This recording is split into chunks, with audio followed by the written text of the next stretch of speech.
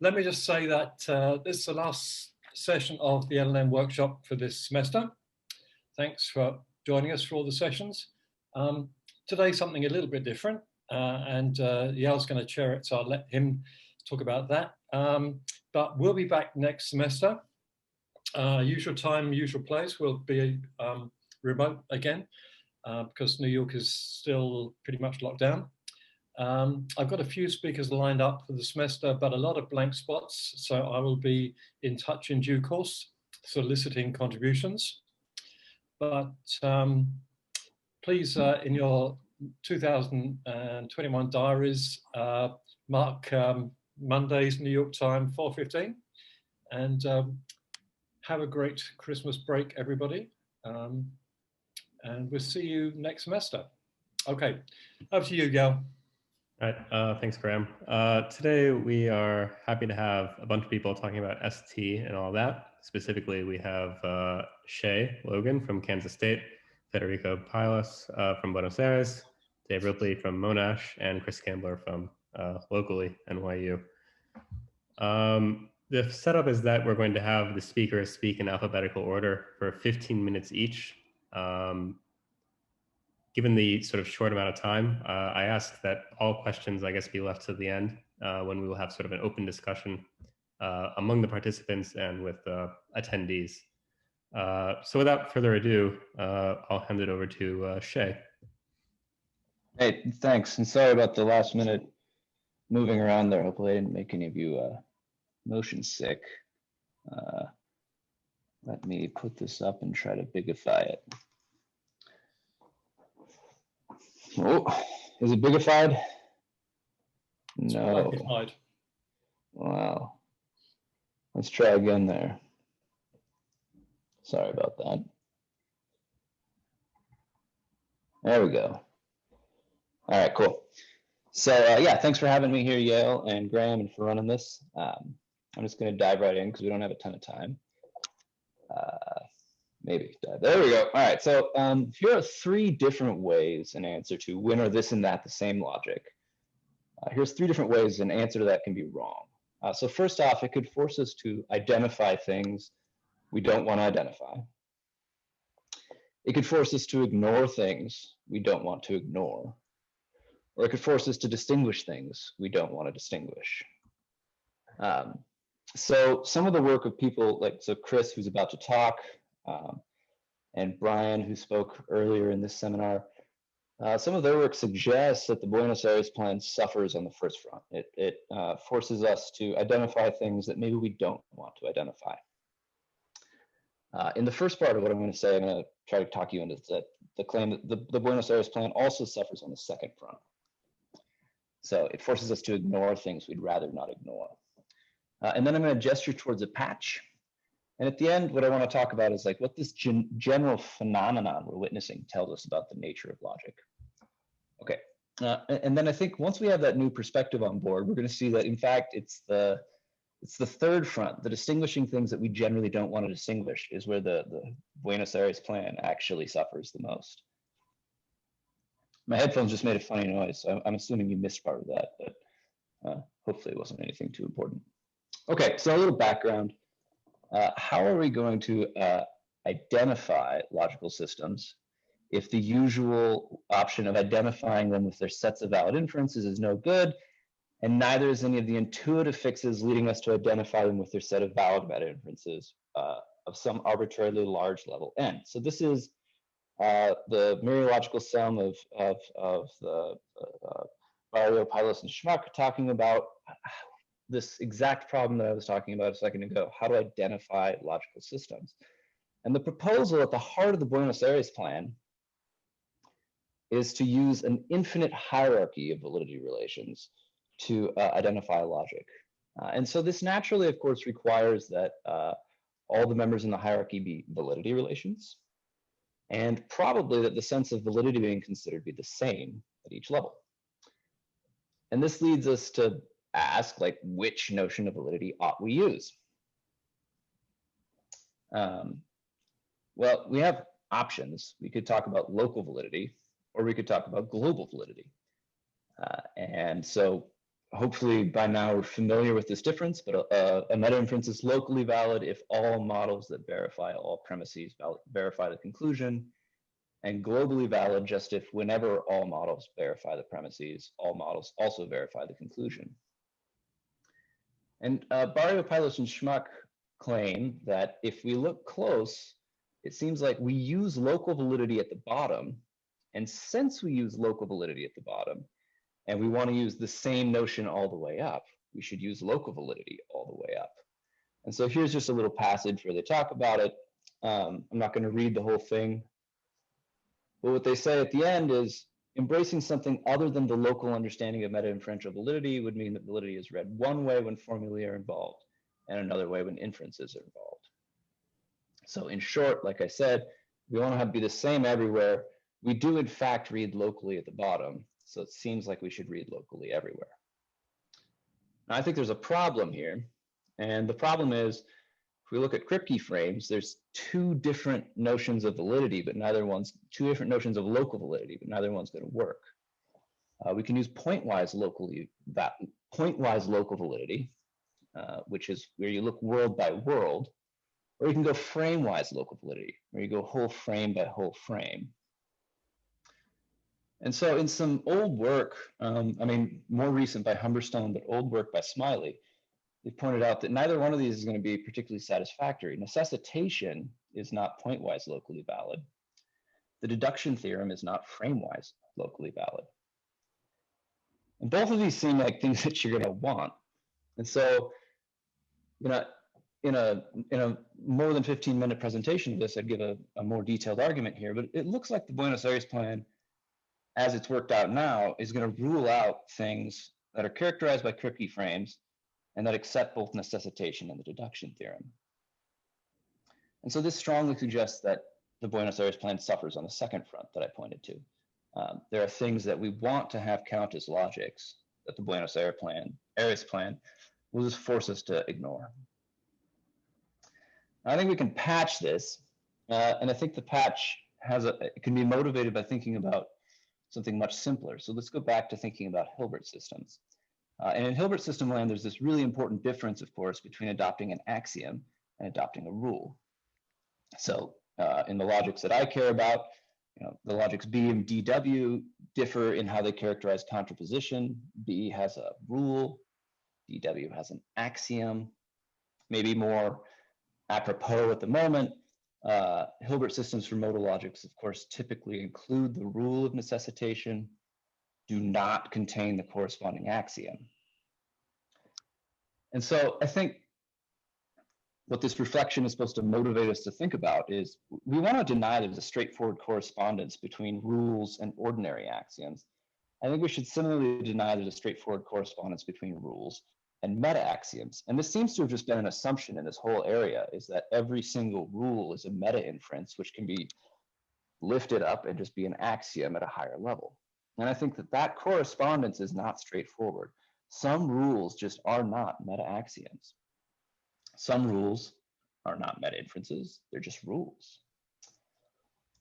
And so if we took this on board, we could follow Barrio, Pailos, and Schmuck in demanding validity for meta-inferences and demand that that validity be local everywhere without committing ourselves to reading rules locally all the time.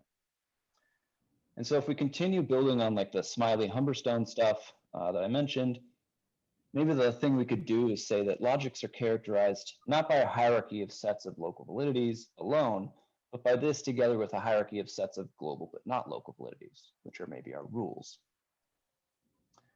Now, here's the thing. Maybe this will work. Maybe that'll solve the box-shaped problems I was gesturing at. I haven't actually checked. Here's the thing. If it works, neat. And maybe we can combine this patch with Scambler's keeping track of anti-validities patch. And maybe we can combine that with the patch that Porter suggested, where we keep track of like what are the mutually satisfiable sets of sentences. And of course, all of these patches are patches on top of the infinite family of patches that Barrio, Pailos, and Schmuck have proposed, right? So we have all these different places where it seems like, our standards for identifying logics aren't quite lining up right. We need to have a patch, and we have another patch, we have another patch. And we have epicycles on epicycles on epicycles in here. And I strongly expect that even if the keeping track of local and keeping track of global but not local validities, things I've proposed, does the job to solve the box-shaped problems I was pointing at, we're probably not done yet. We're going to need more patches. And it seems like there's just something going wrong with this whole project of specifying identity conditions for logics as we're doing it. So this is the part where I reflect on the thing we've been doing and say something about it. And I think the problem, what's going wrong is this, is that it doesn't really make sense to ask whether L1 and L2 are the same logic, absent some story about what logics do or what you think they ought to do. And this isn't a question that has a unique right answer, but you have to choose an answer to it before you can say anything at all about the identity conditions for logics. The problem is once you do choose an answer to the question, most of the things we've patched no longer look like they're in need of patching. So take an example, just gesturing in the direction of a Ripley-Restel story, logics are models of the norms governing assertion and denial. If we take that on board, it probably means that systems that agree in the consequence relation are the same logic, even if they differ elsewhere, it just doesn't matter.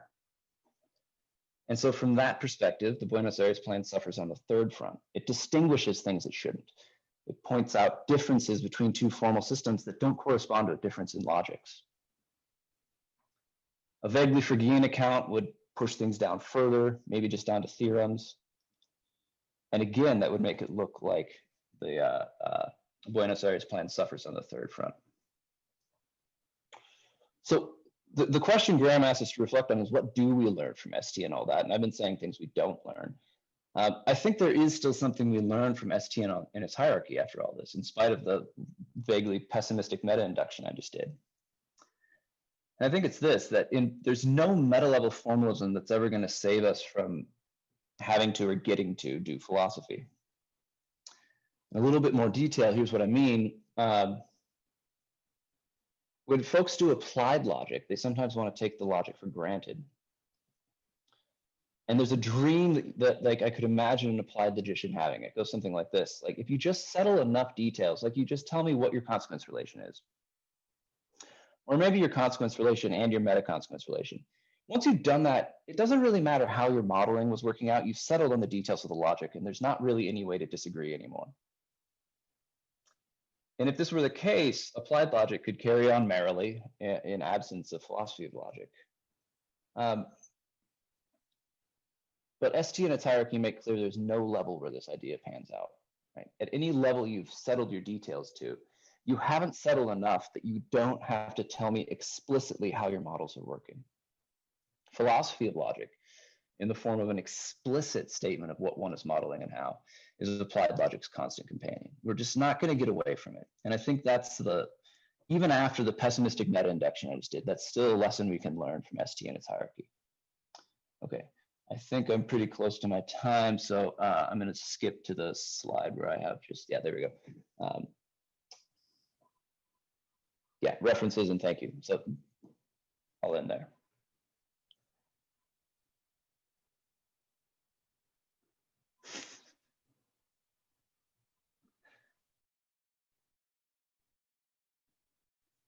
I'm not sure alphabetically who's next. I think Federico. I think Federico. Yeah.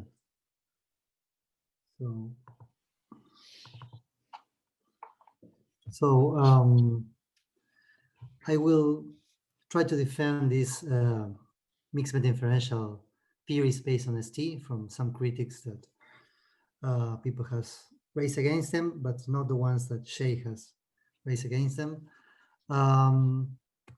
So basically, I want to make 2 points. The first is that Chris and Dave and Brian has said that these theories are not closed under its own validities, and I want to explain in what sense they are. And I also want to sketch a philosophical interpretation of these theories. That is something that we lack. So let's go into the first point. So it seems like a central feature of classical logic is that it's closed under its own validities, in the sense that if a meta-inference is valid in classical logic and every premises are valid, then the conclusion is valid. So Chris and Dave has, and more recently, Brian has pointed out that this mixed meta-inferential logics, every logic in the hierarchy and the logic on top of it, do not share this feature with classical logic.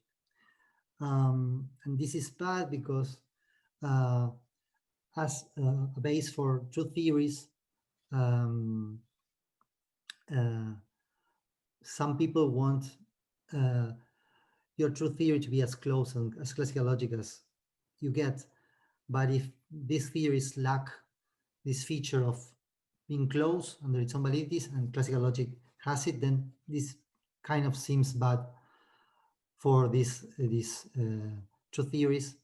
And moreover, if one thinks of this closure feature as a necessary condition of a logic, then none of these things are really logic. If Chris and Dave are right. So I want to explain in what sense these things are close under its own validities. So I will be speaking about this toy example, which is an instance of cat without context and with the liar sentence as its cause formula. Okay, so is this instance of cat obey in STT omega the truth theory built on top of the theory that recovers every classical meta-inferential validity? Is it obey in every truth theory in the hierarchy? So I think that in order to answer this question, it will be useful to use some tools that Andreas Fjellstad on the one hand and Cobreros, Tranchini, and Elio, who's here, Elia Rosa, have designed. They have designed this label and nested sequence calculi that are sound and complete with respect to all of this logic in the hierarchy and more logics. So the only thing that I will use is the following. So instead of having sentences or inference and meta-inference, I will have label inference and meta-inference. So let gamma be a set of meta-inference of level n, and let xn gamma be this label formula, which says that every meta-inference in gamma should be evaluated according to the standard that is referred to by xn, which is a label for a particular standard for satisfaction standard for meta-inference of level n. And the same goes for formulas and for inferences. So instead of having obedience, I claim that this is the property we should be looking at, and that these theories in hierarchy this condition is true of these theories. What does this mixed obedience condition says? Well, if a particular meta-inference of level m+1 is valid in the logic xn, yn, and if every premise is valid in the theory, which means that it is valid according to the standard for conclusions, yn, and moreover, if every premise is valid according to the standard for premises of m+1 meta-inference, then the conclusion should be valid is valid in the theory, which means that it is valid according to the standard of conclusions for m+1 meta-inference. This is kind of messy, but when you apply this to STT omega, you get the following. So a particular meta-inference of level n+1 is valid in this theory if and only if it is valid in this standard for m+1 meta-inference, which means that for every relation B, if B satisfies every premise according to the n logic in the hierarchy that starts with TS, follows with STTS, etc., then the conclusion is satisfied according to, then the evaluation satisfies the conclusion according to the N logic in the other hierarchy, the one that starts with ST, follows with TSST, etc. If that happens, and every premise is valid in the theory, which means that every premise is valid according to STN, and moreover, every premise is valid according to the standard for premises of n+1 meta-inference, then the conclusion is valid in the theory, which means that the conclusion is valid in STN, in the N logic in the hierarchy that start with ST. So strictly speaking, I should be talking about two theories, but I think it's messy enough. So I will just talk about TS and ST. So sorry about that. So why is it that then that STT omega and the other two theory based on a logic in the hierarchy obey this problematic instance of cat with lambda as the cat formula? Well, they obey because they make true the conditional, the mixed obedience conditional. And why do they make true that conditional? Well, because the antecedent is false. And why is it false? Because the red stuff is false. So what just this mixed obedience condition says when applied to this instance of cat and when it applies to STT omega? Well, it says that thing that you have there. The first thing, the things that is on the left of the right, on the red stuff, says that cat is valid in the theory, which means that cat, that instance of cat is valid in TSST, which means that every evaluation that satisfies every premise according to TS also satisfies the empty sequence according to ST. The red stuff says that every premise is valid according to TS, according to the standard for the premises of meta-inference of level 1. The thing that you have on the right of the red stuff says that the two premises are valid in a theory, which means that they are valid according to ST. If all of those things happens, then the empty sequence is valid in ST. That is not true, of course, but the conditional is true because the red stuff is not true. TS lack, those two things are not valid in TS. So, so why is it that traditional closure is misleading in this setting? Well, this is how it looks like when you apply it to STT omega. Basically, it says that if a meta-inference is valid in STT omega and every premise is valid in the theory, then the conclusion is valid in the theory. But this is how this looks like when you put labels on this stuff. It says the following. It says that, and when you focus on meta-inference of level 1, it says that if a meta-inference of level 1 is valid, means that if for evaluation B, if B satisfies every premise according to TS, then it satisfies the conclusion according to ST. And if that happens, and if every premise is valid in the theory, which means that it is valid in ST, then the conclusion is valid in ST. What's the problem with this? Well, it seems like unsound in the sense that there's no guarantee that the conclusion, that the consequent will be true if the premises are true, if the, antecedent is true. So there are two ways to fix this. The first one is to just replace the red ST with the red TS. And then you have a conditional such that the true of the premise of the antecedent satisfy the true of the, is enough for guaranteeing the true of the consequent. What's the problem with this? Well, nothing here says that the premises are valid in the theory. Well, let's just add that condition. Then you have this other conditional, which is a form of mixed obedience. That is the things that I have specified before, which says that, well, the meta-inference is valid in the theory and every premise is valid in the theory, but moreover, every premise is valid according to the premise standard for meta-inference of level 1. If all those things happens, then the conclusion will be valid in the theory, which means that it is valid in ST. So once we interpret things in these mixed ways, then these theories can be used for inferential transitions, as Brian demands. All one needs to check is, in addition, is whether the M validities are not only valid in the theory, but also valid according to the premise standard for n+1 inferences.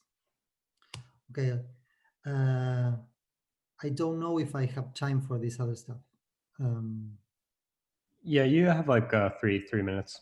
Okay, it's short. So the other thing I want to sketch is a philosophical interpretation of this local validity for these theories. So how can this locally valid meta-inference can be interpreted? So I think that I hope that once this stuff is settled for the inferential level and the first meta-inferential level, then it should not be hard to extend this stuff for higher levels. So let's focus on the first meta-inferential level. What does it mean for a meta-inference of level 1 to be valid in the first meta-inferential logic in the hierarchy, TSST? Well, one needs to distinguish two things. First thing is being accepted, rejected, or neither accepted nor rejected in a particular situation, which is modeled by having value 1, 0, or 1/2 in evaluation in this strong CUNY setting. And the other thing is being accepted, rejected, or neither accepted nor rejected in every situation, which is modeled, which means that it is accepted, etc., in the theory itself.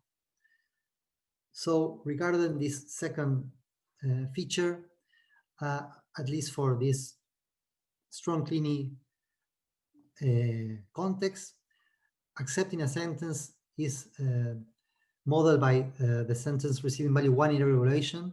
Rejecting is modeled by the sentence receiving value 0 in every evaluation, and every other possible combination falls under the third category, including that sentences that receive value 1/2 in every evaluation.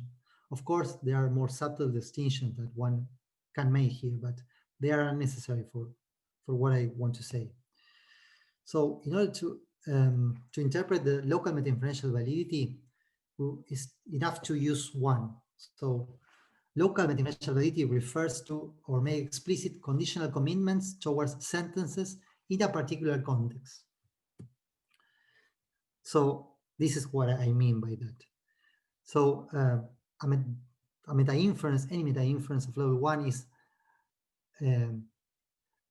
for a meta-inference to be valid in TSST means that for every possible epistemic scenario, which is modeled by evaluations, if every premise is such that, every premise gamma delta is such that either some gamma is rejected, gets value 0, or some conclusion, some delta is accepted, and by that I means gets value 1, then some conclusion is such that either some conclusion sigma pi is such that either some sigma is not accepted, and by that I mean it does not get value 1, or some pi is not rejected. So this kind of complex epistemic relations can be hopefully extended further to every higher level order, but it's complex enough in this first metadifferential level. So thank you, and these are the two references that I have used. Okay. All right. Thank you, Federico. Up next, we have Dave Ripley. Okie doke, let me just get my screen sharing up and running.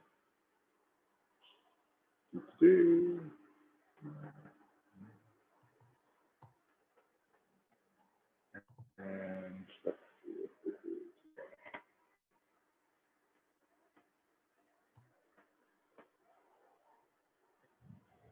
Okay, so I want to start thinking about the sort of two framing questions that we were given for today, thinking about what do these meta-inferential hierarchies teach us about the liar paradox, and thinking what do they teach us about logic in general. I also want to take advantage of the kind of brief and informal opportunity to just kind of explore some tentative ideas. So I tend to think a lot about the liar paradox, and so I'll try to say relatively little about that in these 15 minutes. And I tend not to think much at all about logic. I tend to try to avoid thinking about logic to the extent that I can. And so I figure I'll try to devote most of these 15 minutes to that, because it seemed like a good opportunity to sort of learn some things and say some naive things and hopefully be corrected by people who have thought about this stuff more than I have. So starting just quickly from the liar paradox side of things, there's lots and lots and lots of questions that people might ask about the liar paradox. So what questions do we have about the liar? I'm not going to bother listing them all. There's a ton. But there's one question about the liar that has been driving me, that is what draws me to think about the liar, that is what I try to pursue, that is what I try to understand in grappling with the liar. No claim to exhaustivity here at all. This is just like an accident of what I happen to be interested in about the liar. And that's the question, how can negation, the truth predicate, etc., mean what they seem to mean?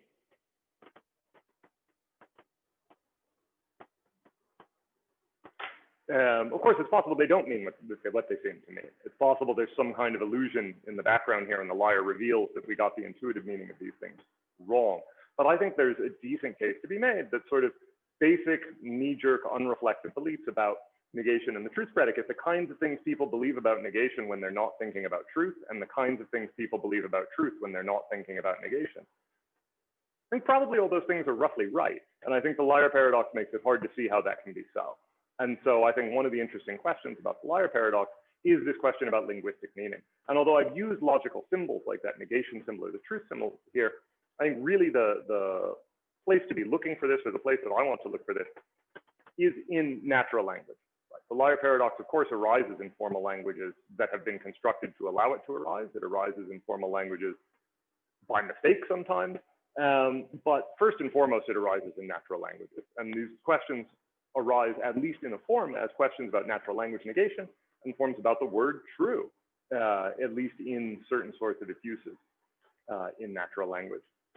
So for answering that variety of questions about the liar paradox, I've found ST a really nice, useful way of thinking about this. I think ST, in its sort of non-super hierarchical form, just basic vanilla ST, you know, LP kicked up a notch, but one notch only, I think gives a nice kind of picture, gives a nice family of answers to these sorts of questions about natural language.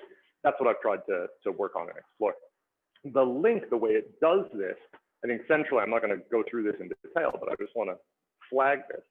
The link in question is looking at, you know, our logical turnstile, seeing that it has two slots, and thinking, okay, well, we want to think about assertion on one side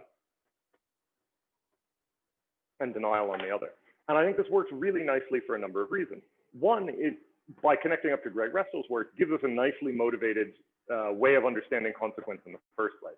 I think if you look at what is consequence meant to tell us about much of anything, hard to say in a lot of cases, but when people have thought about things like bridge principles or so on, something like, well, ruling out asserting the premises and denying the conclusion is a fairly natural thing for people to come to. It seems like a plausible story about what logical consequence might tell us. But assertion and denial also are plausibly linked to a theory of linguistic meaning, because after all, they're public speech acts. Linguistic meaning arises out of use in some sense I take to be a commonplace, and assertion and denial are not terrible places to locate one's theory of use that founds a theory of meaning. So that's nowhere near a full picture here, right? But that gives a sort of sketch of why I think ST is at least a nice way to think about the paradoxes. What about the meta-inferential hierarchy? What can thinking about meta-inferential hierarchies add to this sort of picture? I don't know. I don't see much, frankly. I think really what you would need is something like, basically something like what Fede just did for acceptance and rejection as epistemic states, but now for public speech acts, right? Thinking about more and more complex and dovetailed relations between assertion and denial, or finding other sorts of speech acts, other more complex speech acts that tie in there. I myself don't feel the pull for looking for applications to natural language in that area. I kind of feel like it would be constructing a phenomenon to fit a logic that we have lying around rather than actually using logical tools to explore a pre-existing phenomenon, which is kind of what I'm more interested in. So for me, jury's out actually on what the meta-inferential hierarchies teach us about the liar paradox, at least if we're focusing on the particular question of natural language meaning as it arises in the course of the liar paradoxes. So what I want to do from there is move on to the logical case, where I think actually there is something more to learn from these meta-inferential hierarchies, or at least something that I can point to now that is to learn from these meta-inferential hierarchies. And I want to start here by thinking basically about a question that's driven a few sort of works in this area, a question that Shay was looking at in his talk as well, the question when are two logics the same, right? This question of identity conditions of logic is a question that has at least occupied some people thinking about this meta-inferential hierarchy. It's a driving question behind much of the work here. And I think there's a few answers that you might have seen as available answers prior to this meta-inferential flourishing work. There's, when they have the same theorems. Although I just want to flag as a question that I'm going to ask y'all, because it seems like a format in which I can do that. Has anyone ever offered that as a theory of when two logics are the same? Is that a view anyone has ever held?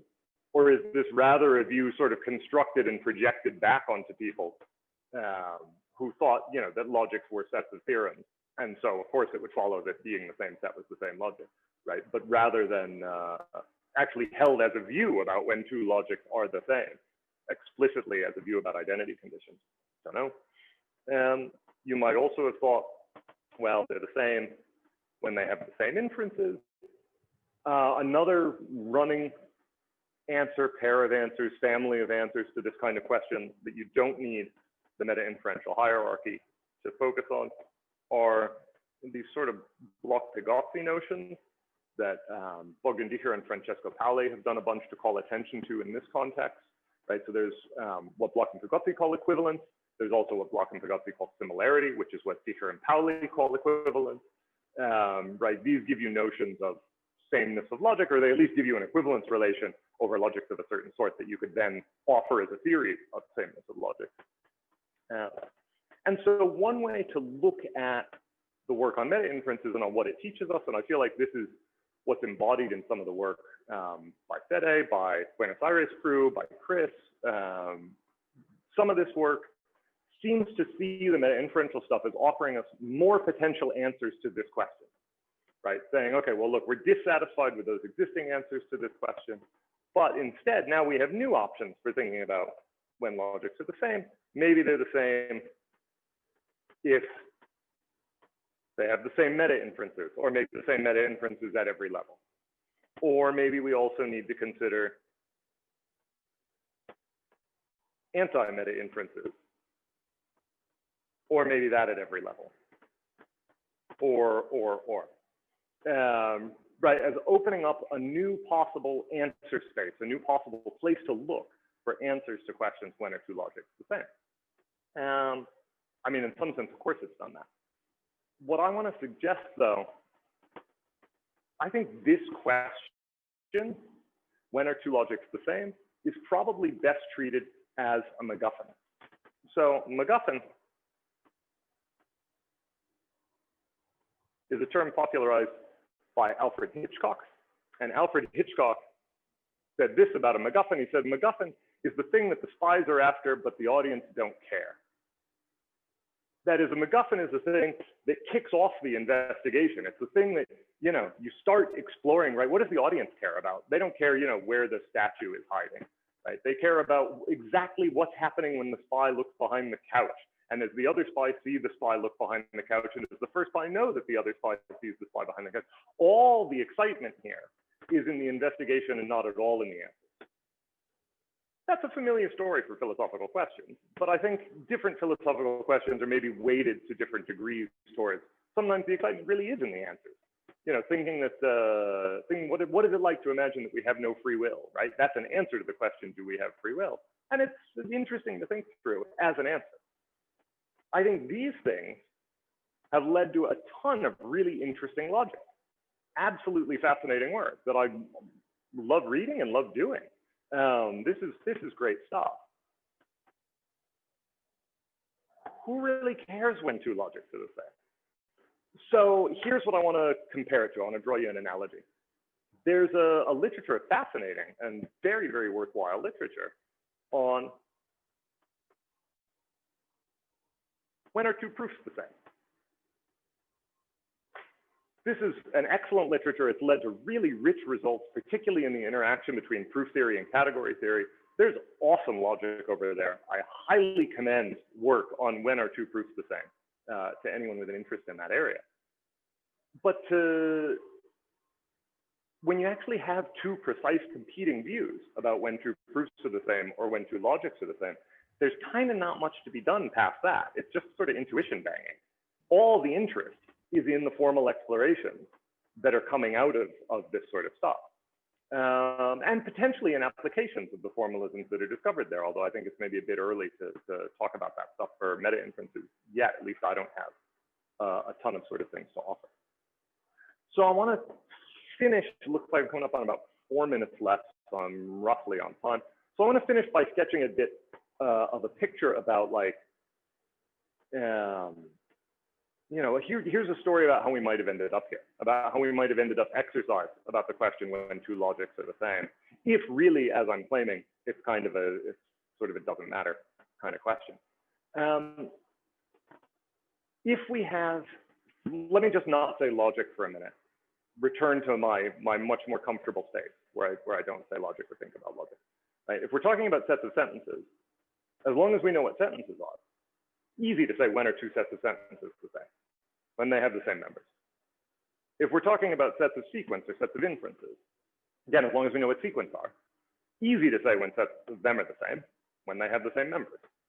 If we're talking about abstract consequence relations in the sense of Bloch and Pagazzi, and we want to ask when are they equivalent in a sense of Bloch and Pagazzi, okay, not so easy, takes some work now, right? But very, very clearly defined questions. We've got a lot of very clearly defined questions in the area, and they do not give the same answer to each other.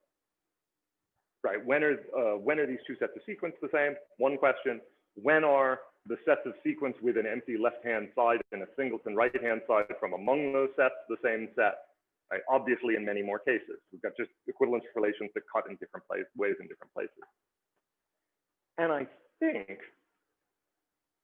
so there's the one thing, there's all these precise questions, right? They've got the sorts of answers that precise questions have. There's also something like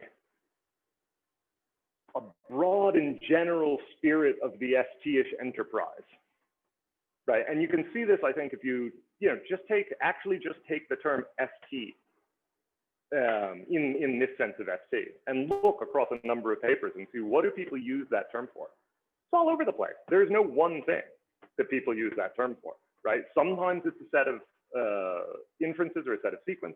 Sometimes it's a set of models with a particular counterexample relation over those models.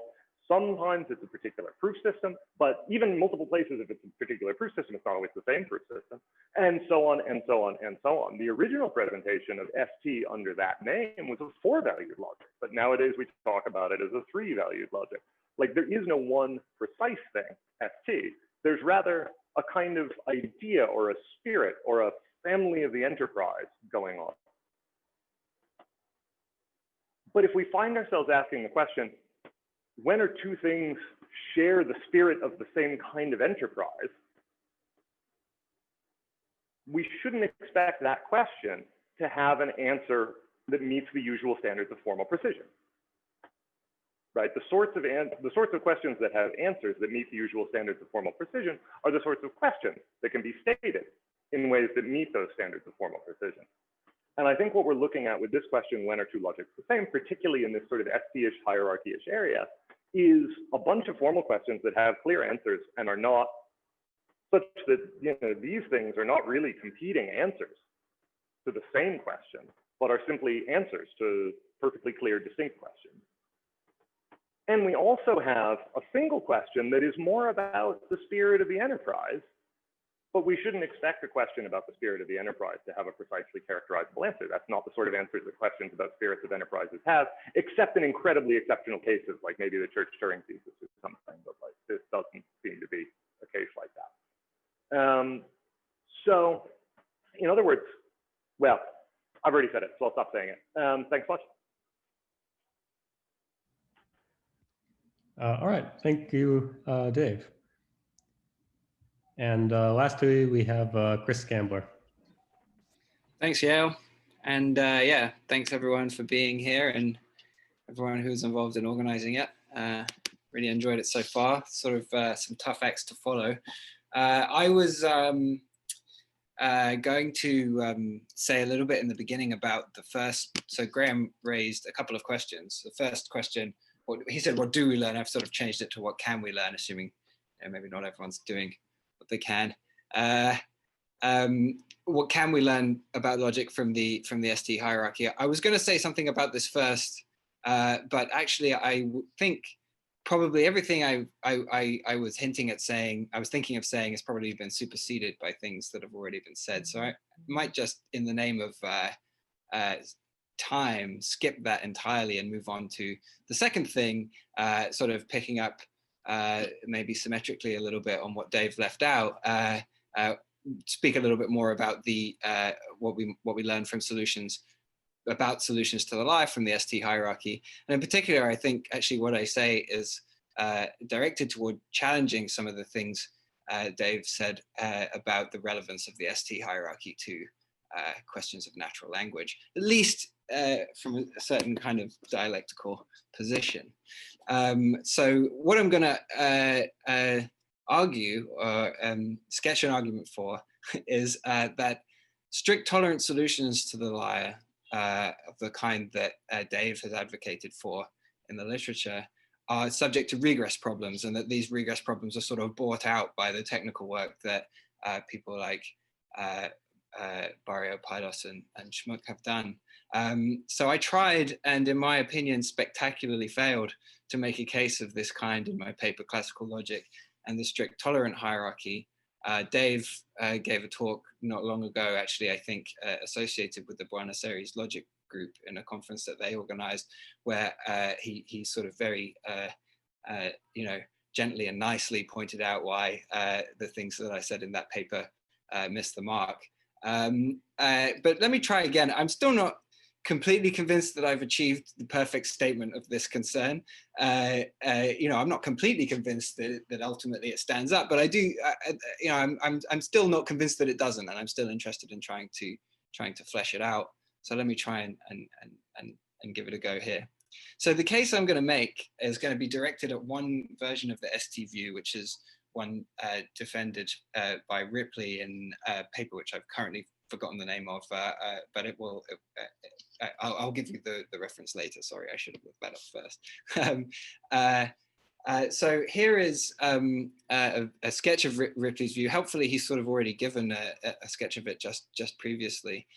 So at the base, you have this idea of bilateralism, which is that valid inferences delineate coherent positions of assertion and denial. And, you know, gamma implies delta, as he said, is supposed to mean that the position of asserting gamma, so assertion on the left, and denying delta, so denial on the right, is incoherent. If you make reasonable assumptions, this kind of conception allows for a really nice justification of all the inference rules of the classical sequent calculus.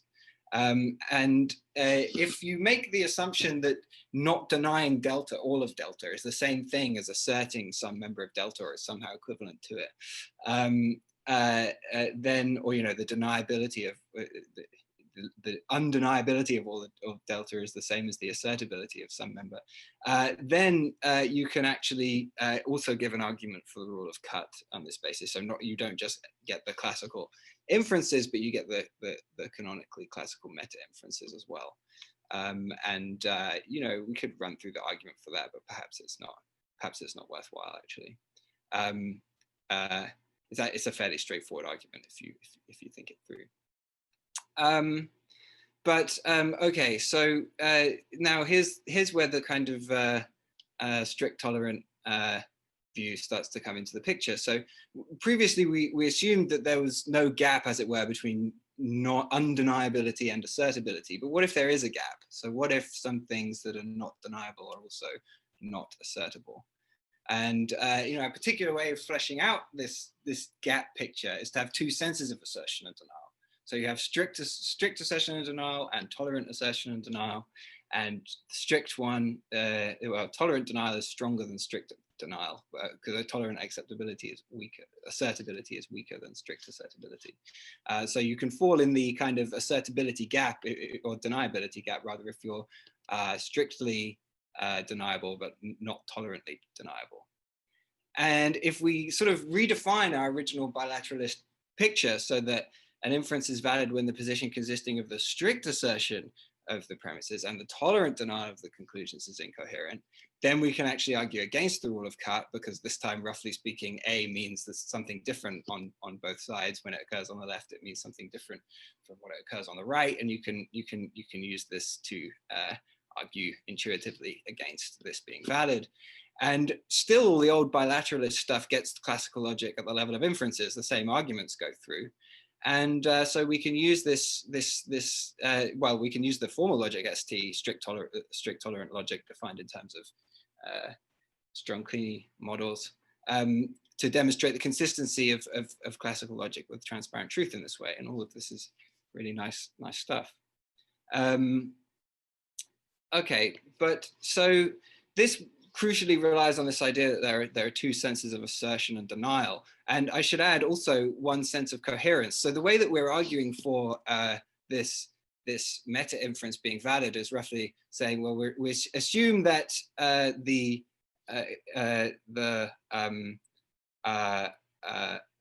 position of strictly asserting gamma and A, but tolerantly denying all of delta is incoherent, and similarly for the other premise on the other side. Then we show that the position of strictly asserting gamma and tolerantly denying delta is likewise incoherent. So you can think of it as a conditional. If blank is incoherent and blank is incoherent, then blank is incoherent. But what if there were also two senses of coherence at issue, and there were a gap between the coherent and the incoherent, in the same way that there's a gap in between the non-deniable and the assertable on the strict tolerant picture?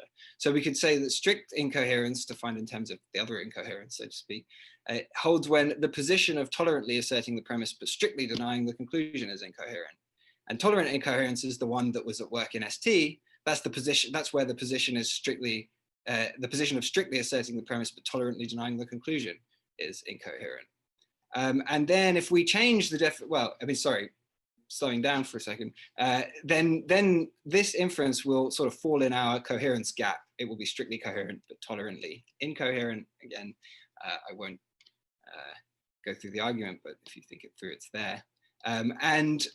So now if we change the definition, as it were, for the validity of a meta-inference, to rather than being a simple conditional on a single standard of coherence, to be if the premises are strictly coherent, then the conclusion is tolerantly coherent, then we'll get a new kind of account of meta-inferential validity, different from the previous one, and which will correspond to the logic that Barrio, Pailos, and Schmuck called TSST, and that's come to be known as that in the literature. And we'll actually validate cut, and we'll still have all our old bilateralist machinery, and we'll have classical logic and blah blah blah, but we'll now have the rule of cut, and we will have failures of meta cut, and we can of course go on in this way. The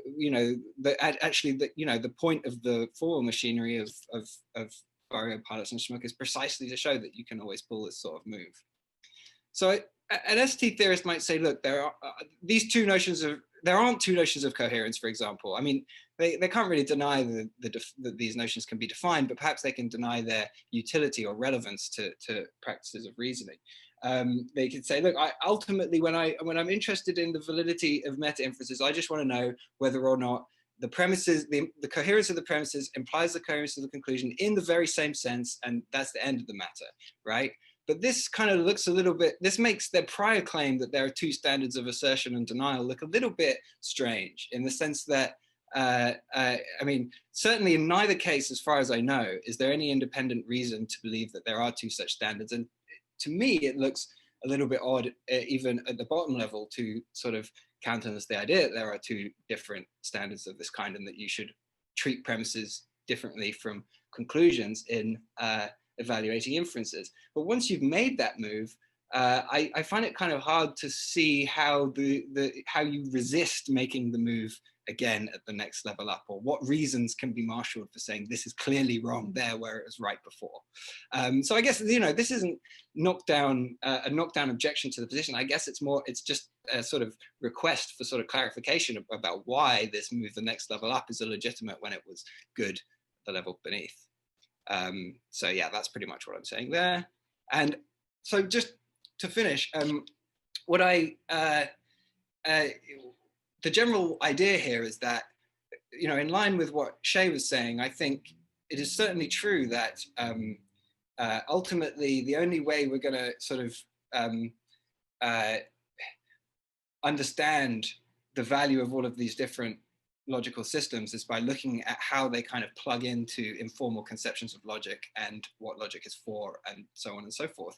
But the idea behind the regress worry is that the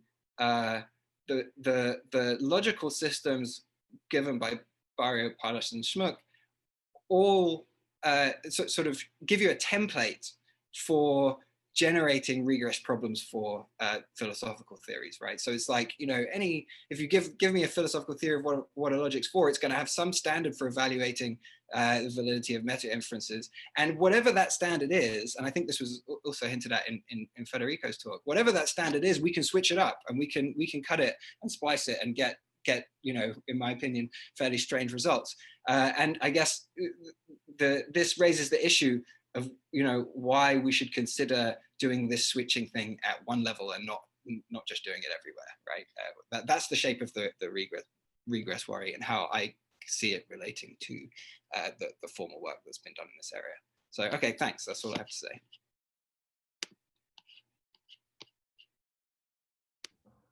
Right, thank you, Chris.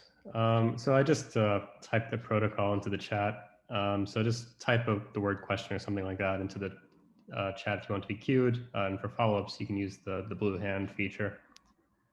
While we're waiting for people to get in there, do any of you want to say anything to each other? Yes, I have a question for Shay. Hey. Go for it. So what about the short version? You remember, if local validity goes for the inferential level, then it goes for every level. No, Yeah. you said that as local version goes for the inferential level, it should applies for every meta-inferential level. What if you switch that for a conditional? If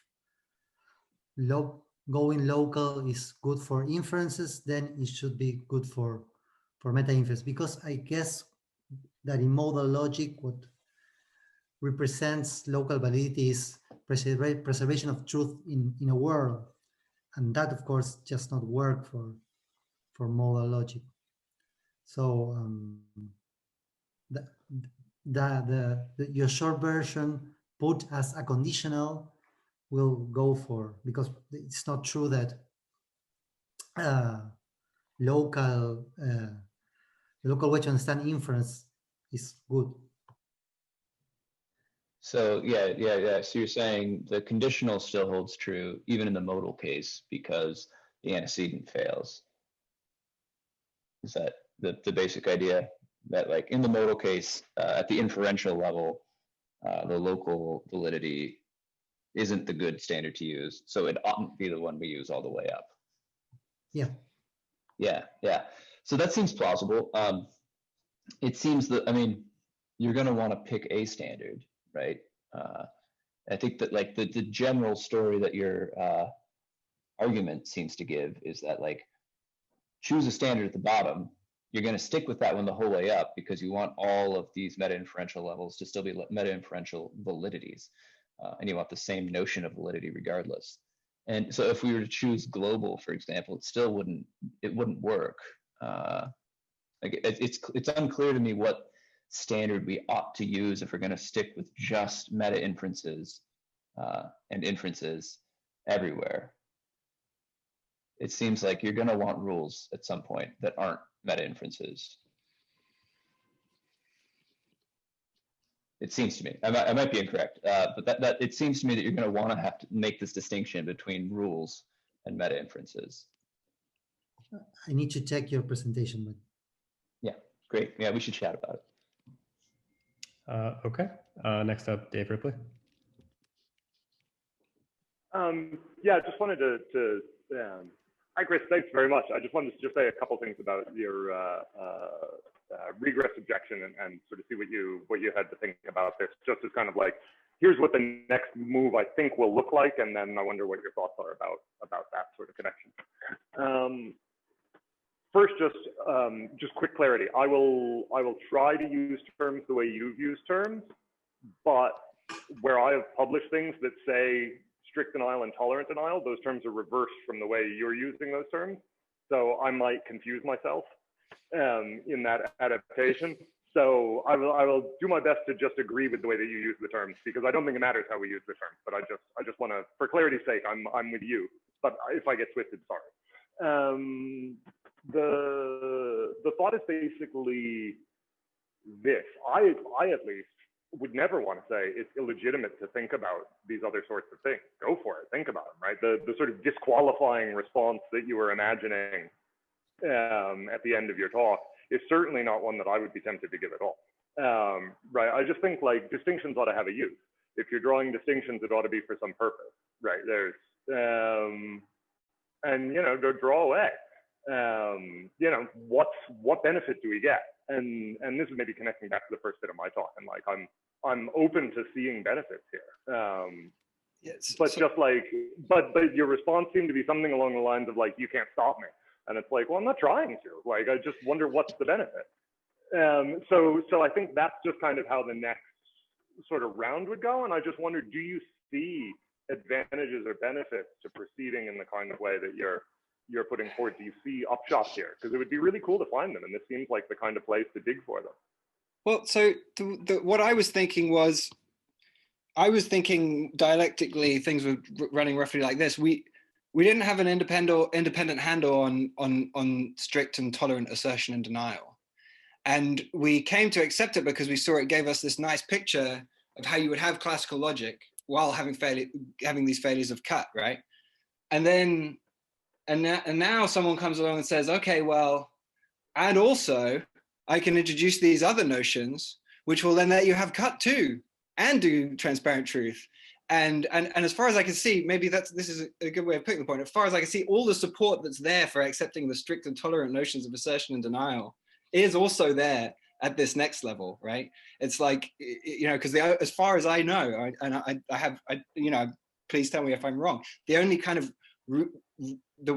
of evidence, as it were, that these are useful notions comes from these theories of paradox, right? And this attempt essentially to sort of reconcile classical logic minus sans cut with transparent truth. And if that's right, then it's sort of, you know, it's hard to see what the what distinguishes the two kind of strategies. Yeah. No, that makes a lot of sense. Let me just throw two quick things at that. One is, I take it that there is independent reason to distinguish strict from tolerant assertion, at least. Denial might be a trickier case because bilateralism is itself a minority position, right? And so, like, whatever. If we can get assertion, I think that's at least a start. And I actually think this idea of having distinct assertive speech acts that play roughly the way they do when we think about strict and tolerant assertion in ST is something that's come up repeatedly, as far as I know, independently. Certainly independently of ST, but potentially, I think, even independently of each other in work on vagueness and in work about assertive speech acts around borderline cases in particular. Jamie Cappenden talked about this notion that he calls articulation as opposed to assertion. And it sure looks a heck of a lot like tolerant assertion.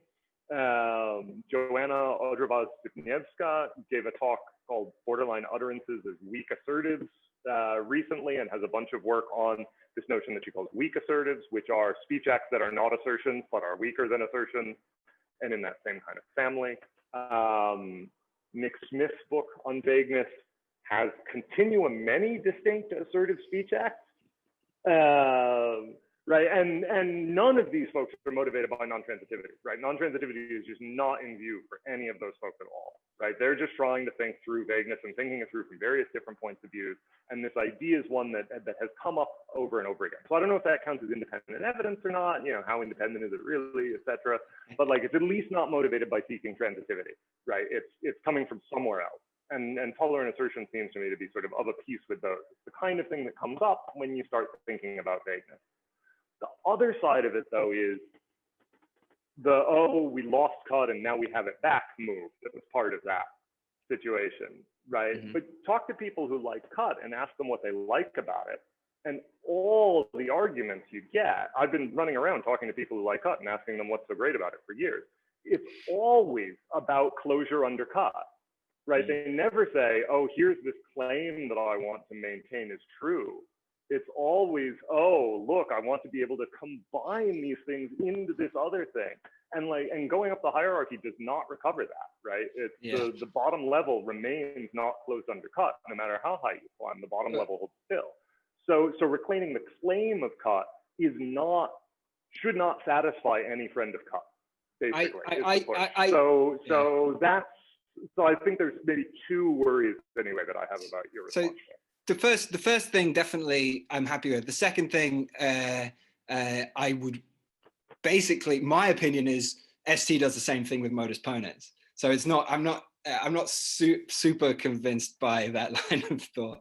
But yeah, the first one for sure. Like, you know, if there is a kind of reasonably independent theoretical need for this sort of thing, that it does make it look less arbitrary than I was suggesting. So that's cool. Yeah, but I mean, I don't want to overstate it, right? Like, it's just an idea that's come up repeatedly in a few different places. It's not like, oh, everyone who thinks about vagueness agrees there's this thing. It's nothing like that, right? It's just like, yeah, there's been bubbles of it. So cool. Thanks. Damian? Yeah, thanks. Yeah, thanks everyone for the ideas that you share with us. And thanks for the Saul Kripke Center for organizing this. It's amazing. Kind of wanted to throw a few ideas out there, connecting both Chris's and Dave's just intervention right now. So it seems that on the last thing that you mentioned, Dave, that you know that strict intolerant assertion and perhaps denial too can be motivated independently coming from the vagueness literature. I mean, there seems to be some difference on how, you know, tolerant assertion is treated there and how it should be treated or ought to be treated in the context of the ST machinery, right?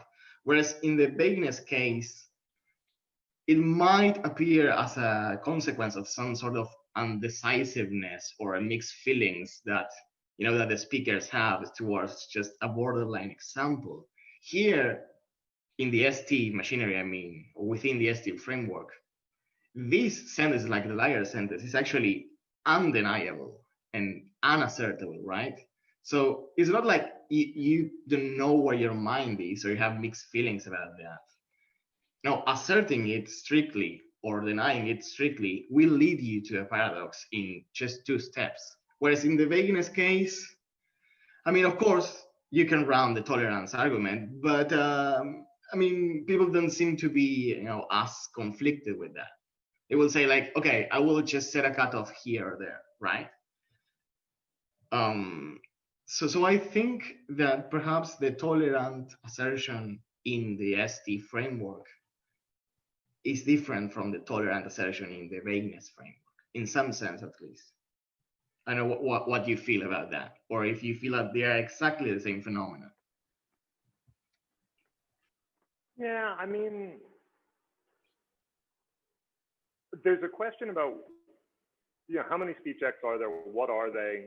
How do they interact with each other? How do they interact with various compositional structure like negation, conjunction, and so on? There's all those questions. There's also questions about why do people make the speech acts that they do? And the latter, at least in principle, seem independent of the former. And I take these concerns about indecisiveness and so on, and how the frame of mind that people are in when they're doing these things, to belong to the latter family of questions. Why do people make these speech acts? And then the question is, okay, well, what are these sorts of speech acts? And I mean, here's the kind of thing you might want to think of in this case, right? So take Tappinen's notion of articulation, which I take to be very, very similar to tolerant assertion. Not exactly the same, but very, very similar, right? So Tappinen was trying to do a kind of recover the borderline, but recovering penumbral connections, but in a strong Kleene setting rather than a supervaluationist setting. And said, okay, well, here's this thing that you, so give your straightforward strong Kleene K3, here's your picture of vagueness, right? Now, problem, people seem to like classical theorems. They like to say things like, well, either it's red or it isn't. Tappinen's response, they're not asserting that thing. They're articulating it. And articulation is a speech act that's appropriate for things that cannot be false. Right, so it's not really, so it's appropriate basically only for theorems.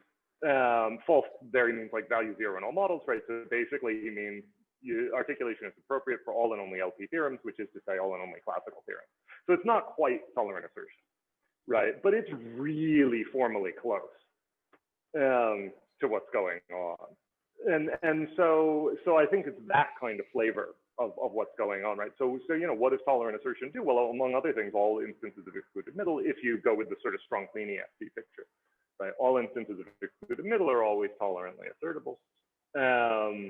That's right in the area of the kind of Tappinen thing. Now there's a question of why do people tolerantly assert things as opposed to strictly assert them and so on? And is it always indecision or is there something else going on? There's also, I think, good questions for the vagueness case about whether it's really indecision or whether it's like, I can't do it this way because then there'd be a problem, and I can't do it that way because then there'd be a problem, and that's pretty liary. Yeah, and there can be different grounds, right, for not wanting or not strictly asserting or not strictly denying something. Like we discussed these, this veridic sort of grounds for assertion for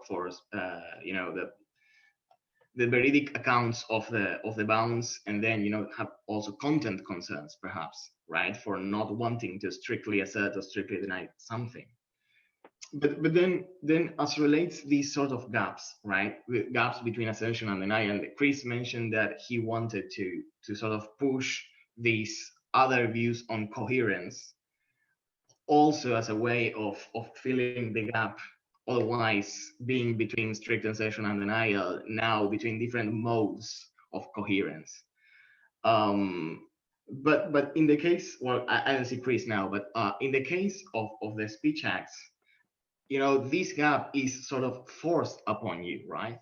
I mean, you have paradoxes if you only allow for 2 speech acts and nothing else. But in the case of coherence, the gap is more like, you have theoretical flexibility, and that's why you see a gap. It's not something like, if you don't, there is a gap and it needs to be filled with an ocean. Otherwise, there's something that you are missing. I don't know what you think about that, Chris. I guess I'm sort of inclined to,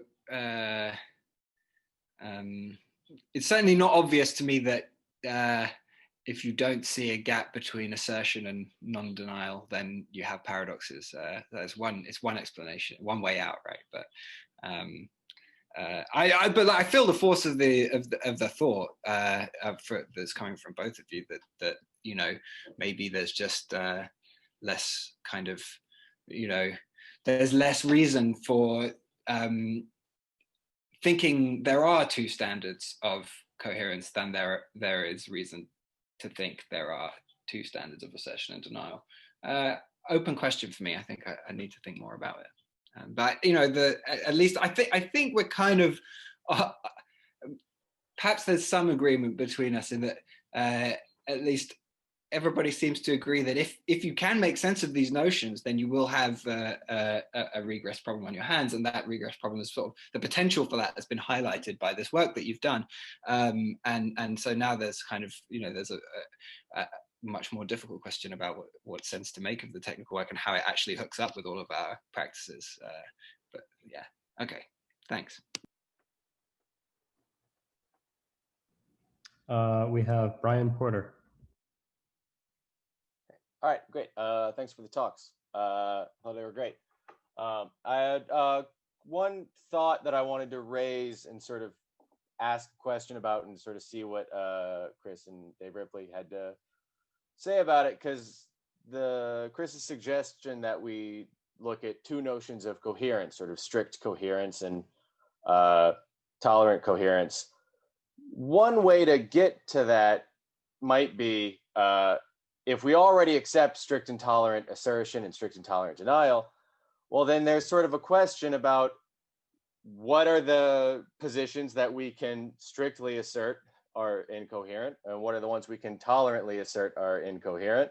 And those will give us different answers. And if you add a validity predicate into ST, or an out of bounds predicate, if you want to do that more directly into ST, you'll get, you know, some cases where you can't strictly assert or deny that it's out of bounds, but you can tolerantly assert and deny that it's out of bounds. And that, if you want, you know, your assertions to be, if you don't want to end up with things that, you know, are true, like that this position is out of bounds, but you can't strictly assert it, but you can tolerantly assert it and tolerantly deny it, you might think, well, maybe we need a strict and tolerant distinction and coherence just to make sure, you know, we avoid that sort of issue. And that might be a benefit or a reason for making the distinction.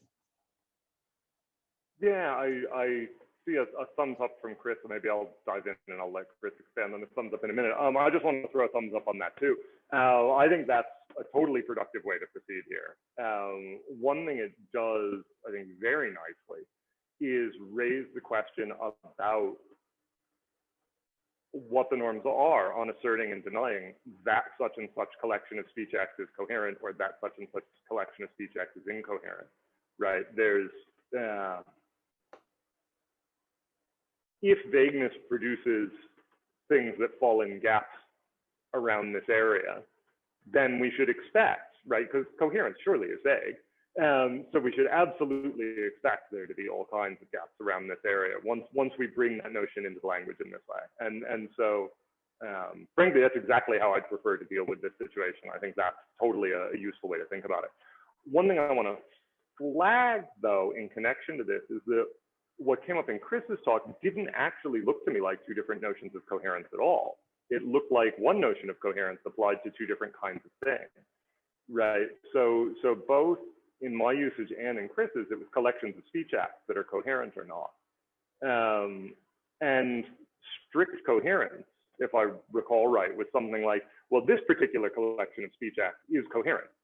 And then tolerant coherence is like, well, this other collection of speech acts is coherent. And so that to me doesn't actually look like two notions of coherence at all. It's just one notion of coherence applies to two different things.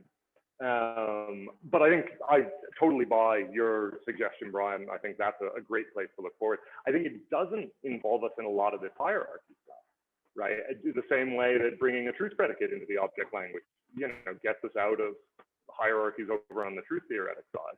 Bringing a validity predicate into the object language gets us out of those hierarchies on that side. As part of, so anyway, just a thumbs up, but that's the flavor my thumbs up takes. Cool. Thank you. Chris, did you want to say anything? No, I had a much less interesting thumbs up. The idea hadn't occurred to me. It's really cool. I want to think about it some more. And also I'm very grateful to Dave for his remarks, because they've also given me more food for thought. But all I have is puzzlement at the moment, so I won't share it with you. In that case, over to Graham.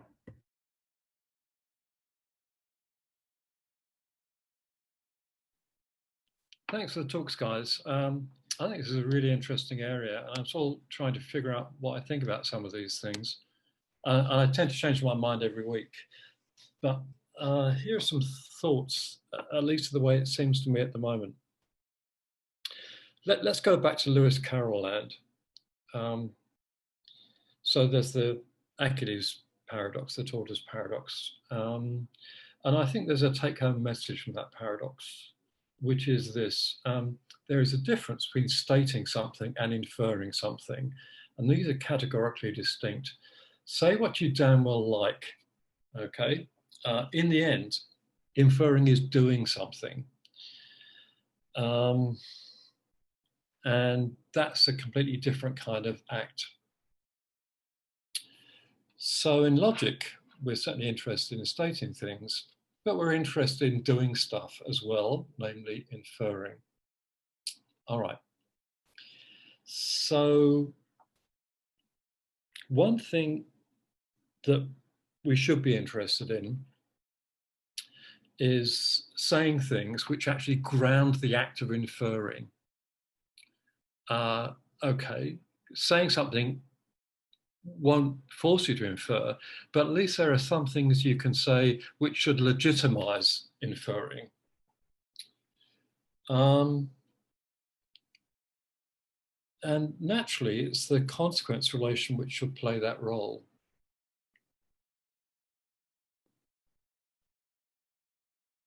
Suppose it does for a moment. Then it seems to me that almost, I can't see how this fails to give you a cut, because you got some junk and you got a consequence of that.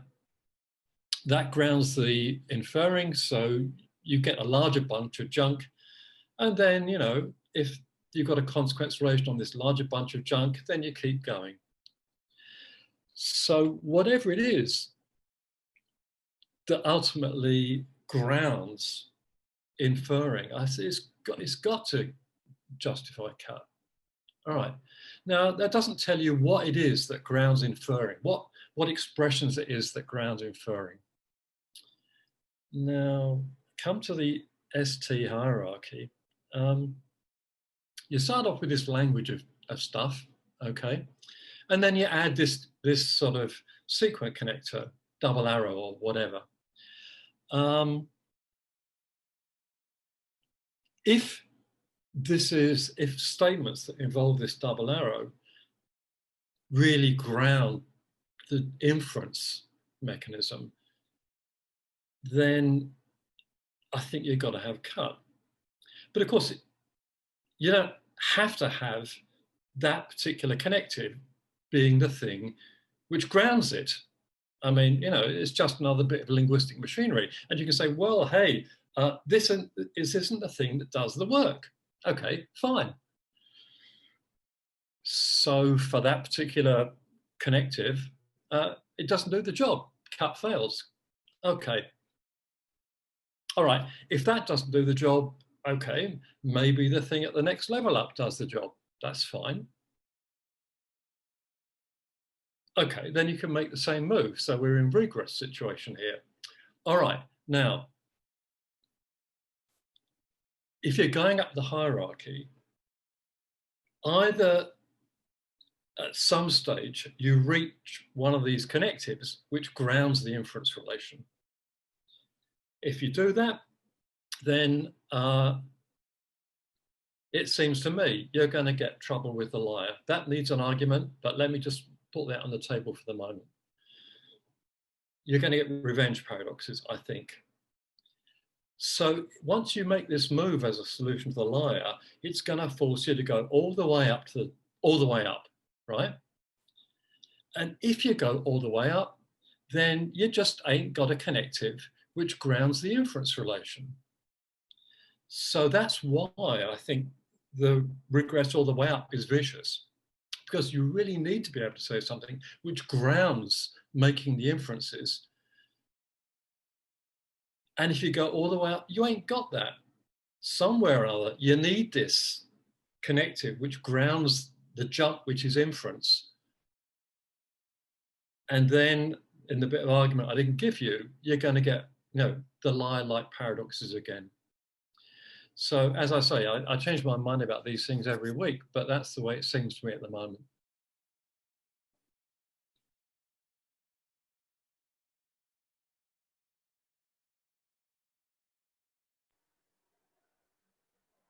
Can I just pick on a tiny bit of that just for an instant? Yeah, please do, Dave. I'll try to shut up. I know I'm talking a lot. Sorry, everyone, but I'm leaving a little bit of silence first.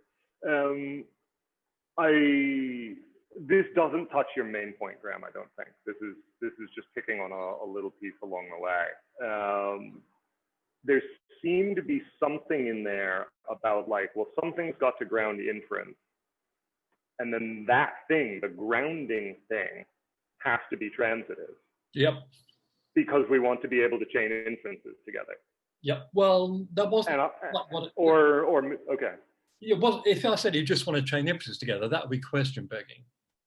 Okay, it wasn't quite. Okay. The point was, you know, you need something that allows you to move from junk to junk.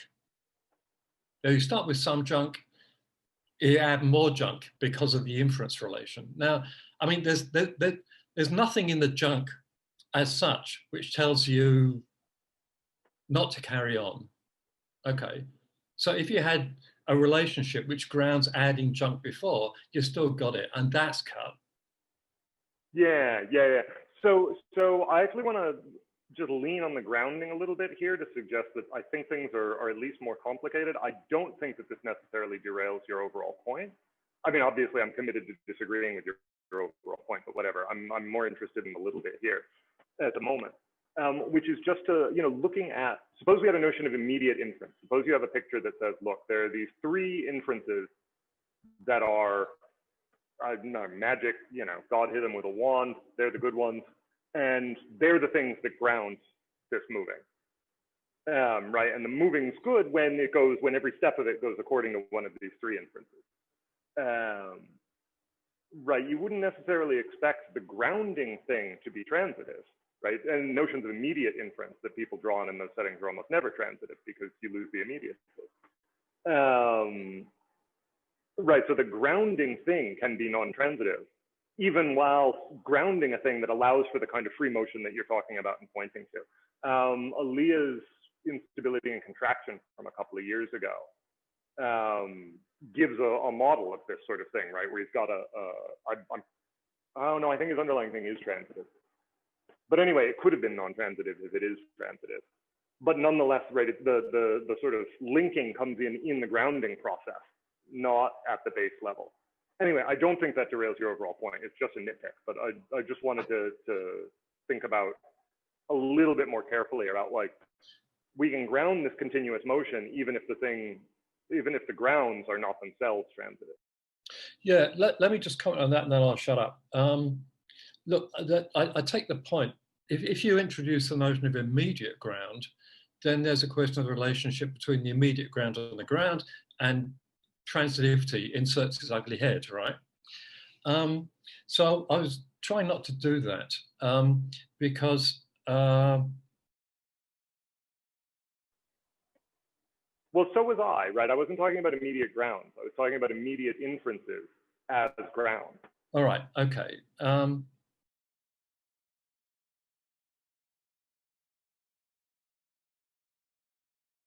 So the thought is that when we're inferring, the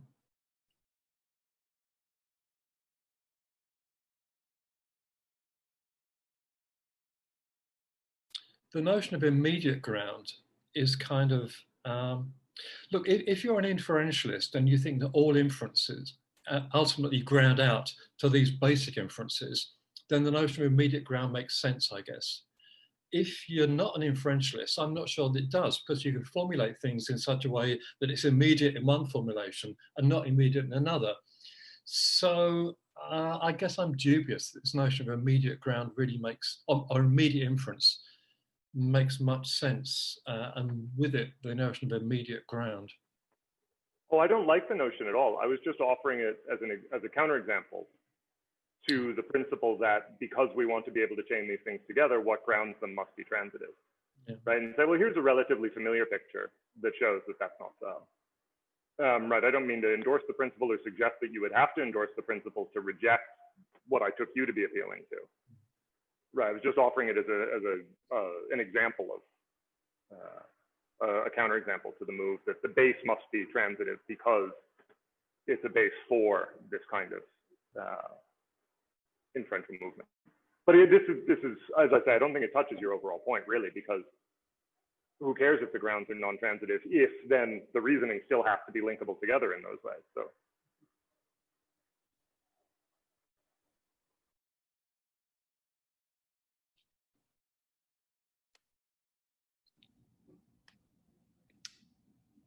Okay.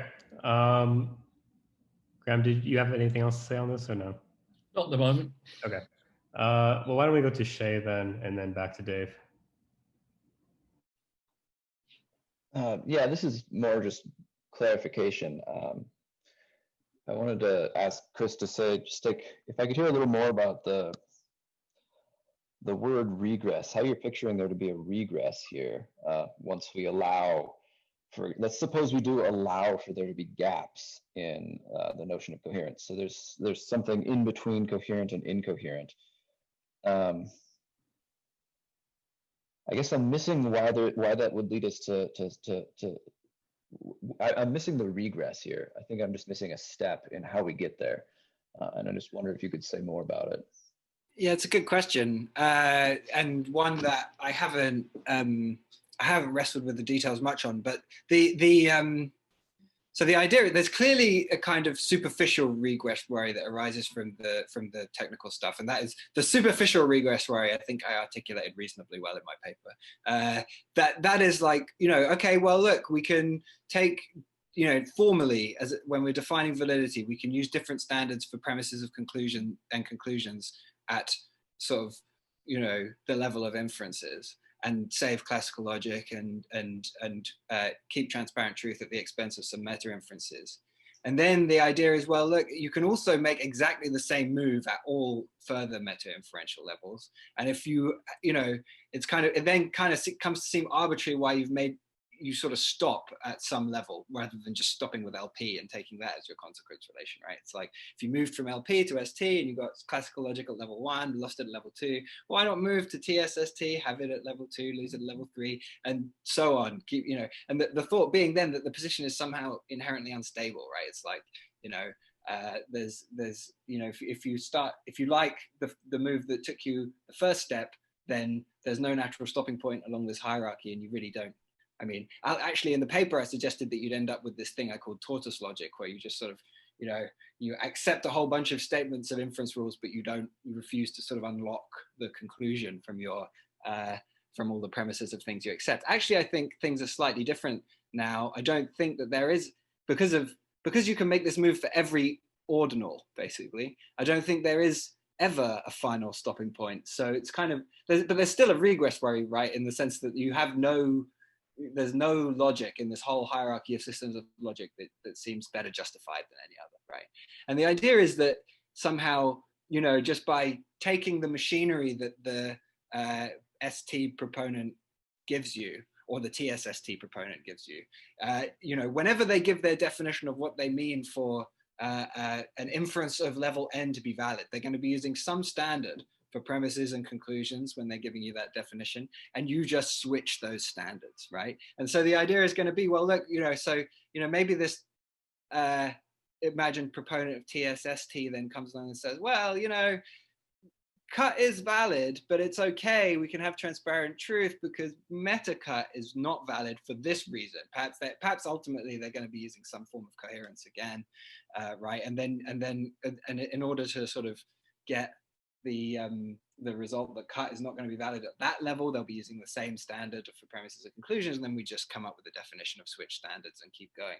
I haven't thought this through in sufficient detail to be sure that, I mean, my impression is that actually you don't need to think it through in a great amount of detail to see that these moves are getting less and less plausible the further down the line you go, right? But the idea is sort of, the move is still invited because somebody, you've already, if you've switched standards at level 1 and given a definition at level 2, you're right on the precipice of taking switching your standards at the next level, so to speak. Do you know what I mean? So maybe there's a little bit more dialectical force to these ideas than they may have kind of taken on their own. But I don't know. Does that vaguely answer your question of how I'm thinking about it? Yeah. I guess I have this there's some, I don't know, something in the neighborhood of a worry here, where it's like I recognize gaps in between, say, in between assertion and denial, and I fill those in various ways. And I realize that filling in those gaps and keeping track of them does some theoretical work for me. Okay, so that's how I kind of take that first step. And then someone points out, like, okay, here's this coherence thing, and look, there's gaps. Like, I don't see, like, having like taken advantage of certain gaps does not in any way like incline me on its own to taking advantage of other gaps that are pointed out, unless like you said, I'm like highly motivated explicitly by the like desire to behave more classically, and like and if I've identified classical logic with this infinite hierarchy as well. It seems like you need to take both of those on board before I'm motivated to see the new gaps and be like, aha, I'll take advantage of them in the same way. Well, yeah, I mean, so I was actually sort of, I had the idea in the back of my mind that actually, for the same reason that you might think there were gaps in assertability and deniability, you may find it kind of intuitively reasonable that for instance, does the absurdity follow from the liar? You might think, well, okay, maybe it does, in one sense, I can give you this argument relative to this system of, but then also maybe it doesn't, because I could also give you this argument relative to this other system, and that could, this idea that, I think that the idea that you might have these kind of varying standards of argument looks a lot more plausible once you have these varying standards of assertion and denial, right? Because you do have these candidate definitions for validity now around. You've given me the strict tolerant one. Obviously, there's also the tolerant strict one, and it's sort of like, well, why not? There are going to be arguments that fall in the gap between those, right? Just as there were statements that will fall in the gap between assertion and denial at level before. And I guess, I see the point. Maybe someone says, I don't want to sort of pay attention to that gap, and I just want to use one standard of coherence. But I guess, it's just, I'm not completely sold yet that there is a clear reason for stopping at that level, right? There could be, but I'm not completely convinced.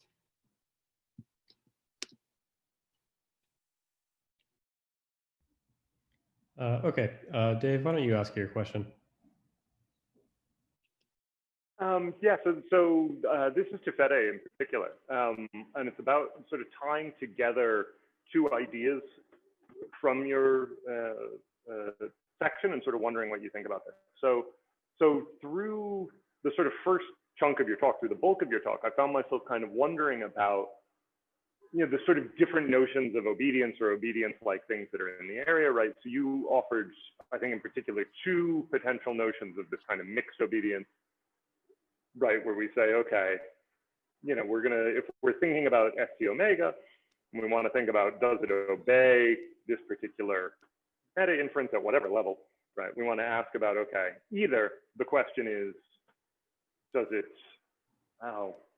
anyway, I'm forgetting the precise details, right? But you had a double-barreled one and a single-barreled one, right? One where you were evaluating the antecedent of that meta-inference according to both ST and TX.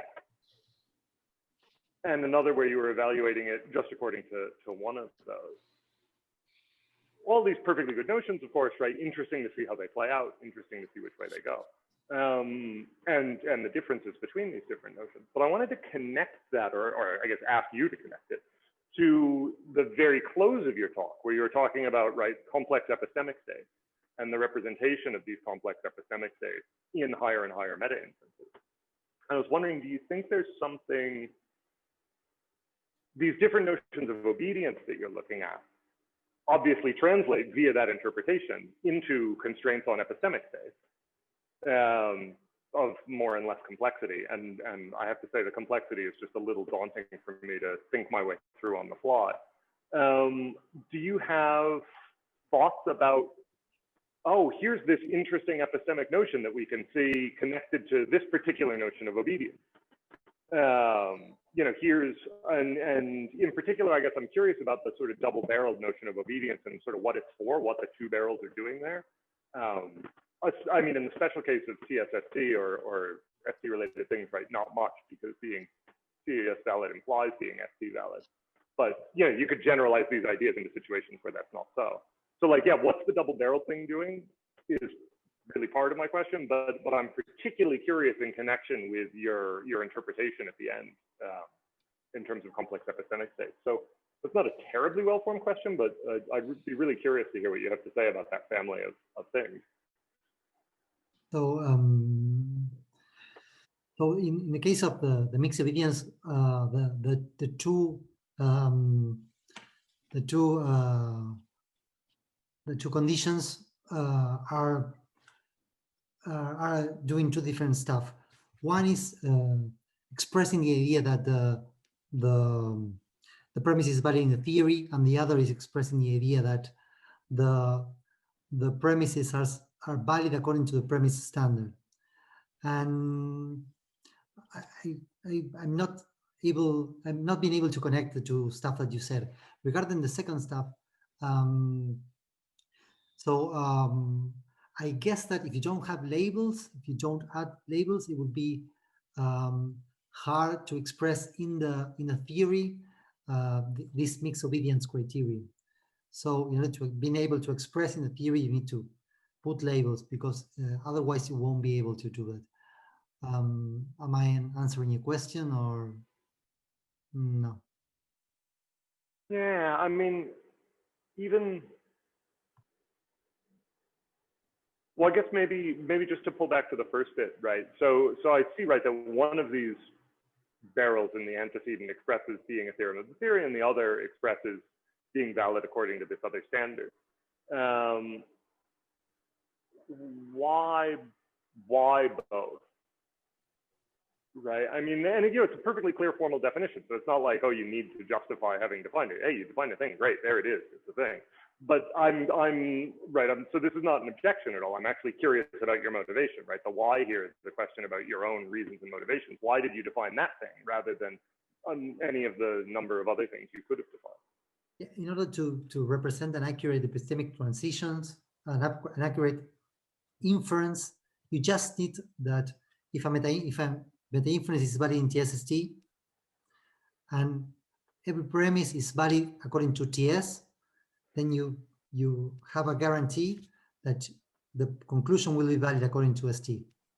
Nevertheless, nothing there expresses the idea that the premises are valid in the theory in TSST, because the standard for being valid in the theory in TSST is given by ST in the case of inferences. So you need to have both things in order to link to the original obedience condition that you have stated. You need to add the condition that each premise is valid in TS in order to be sure that that you get the consequent if the antecedent is true, if the free conjuncts are true. Otherwise, you won't get that link. Okay, that's super helpful. I feel like I understand more what's bringing you into this area. Thanks very much. I appreciate that. Nevertheless, I'm a little bit concerned about that I will want to express that condition in the theory, but without labels, I don't know how to do it. Maybe adding something like an consistency operator, but of course you cannot do that in a true theory without messing around with self-reference.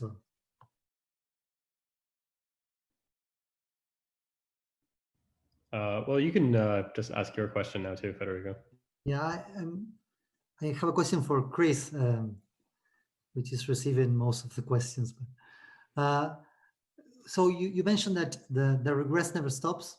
Now you think that the regress never stops, but that is true if you adopt your cumulative hierarchy if you adopt the non-cumulative hierarchy, the original one, then you cannot go beyond the omega level. So is that making any difference for you? So I don't think that's actually correct these days. I have a bit of an issue here, which is that I read a paper on it that I can't attribute to anyone because you can imagine the sort of circumstances. But there's an excellent paper forthcoming, which explains how to do it in a kind of non-cumulative way, more or less, and really hones in on a lot of these issues about characterizability. And so the short answer is no. I don't think it does rest on that. And really, I think that it's there are actually if you so I like this term, which I've only encountered a couple of times before, and I've kind of forgotten about this term, the Buenos Aires plan. I like that term for this approach. This raises some serious issues for the prospects of doing that, because even if you might say, well, look, if you want to get the full hierarchy, you just take it for all ordinals. But that's even a bit artificial, because you can define up well orderings and longer than the ordinals, and you can have classes that take you beyond the sets, and there just seems to be no natural final stopping point in principle for this. There's always prospects for later disagreement, and that, I think that's kind of a cool fact, and it's a kind of, I don't know how much philosophical value it has, but on its face it seems like it could be pretty worth scrutiny. Yeah. And now, Chris, you get to ask a question. Hey. So I wanted to ask Shay and Dave about the extent to which they agreed in their assessment of what we should learn about logic, because it seemed like they were to me it seemed like there was a similar theme underlying both of them. So Shay was sort of saying, well, if you want to answer the question of when two logics are the same, you need to really address the question, what is a logic for? And then out of that you'll get maybe more or less precise answers in various programs. But really that question is prior. And then Dave expressed a similar thought. I can't remember exactly how he put it, but he had a very nice turn of phrase, something to the effect of, there's a question about the spirit of the logic, right? Can we capture the spirit of ST and what it's trying to do, rather than its formal characteristics in any of these systems? And he expressed some doubt about whether or not that was the sort of thing that was sort of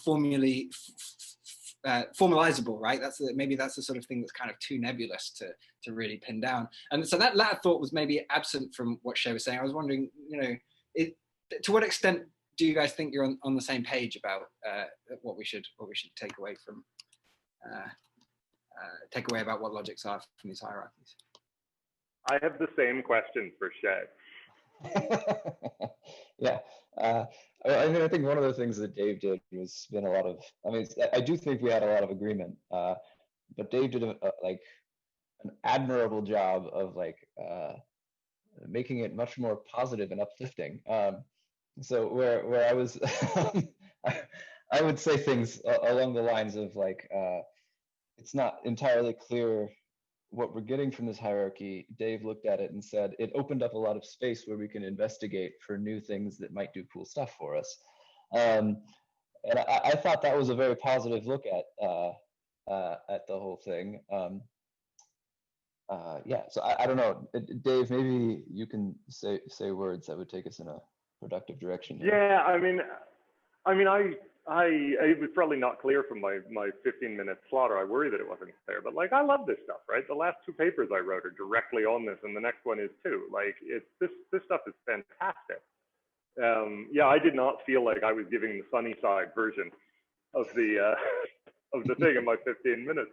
But I guess what I wanted to maybe hear more from you on, Shay, was the sort of part two, right? So like Chris, I understood you to be saying something like, well, we just don't have the kind of question we ought to be exploring here, when are two logics the same, until we specify an application for the logic. And I suppose my skepticism about this question is not alleviated when we have a target application. Right, so say, okay, well, here's the target application. When are two logics the same for this application? I think it's probably going to play about the same way. I'm about as skeptical of that question as I was of the original one, right? And so for me, the distinction was not applied, but rather like, is the question precise enough to admit of a precise answer? And you know, questions like, well, when are two sets of sequence the same are precise enough to admit of a precise answer. Questions of when is this in the spirit of the ST-ish enterprise are not precise enough to admit of a precise answer. I don't think I see any other questions in the area, right? And I would just try to raise that same issue again for questions for a particular application.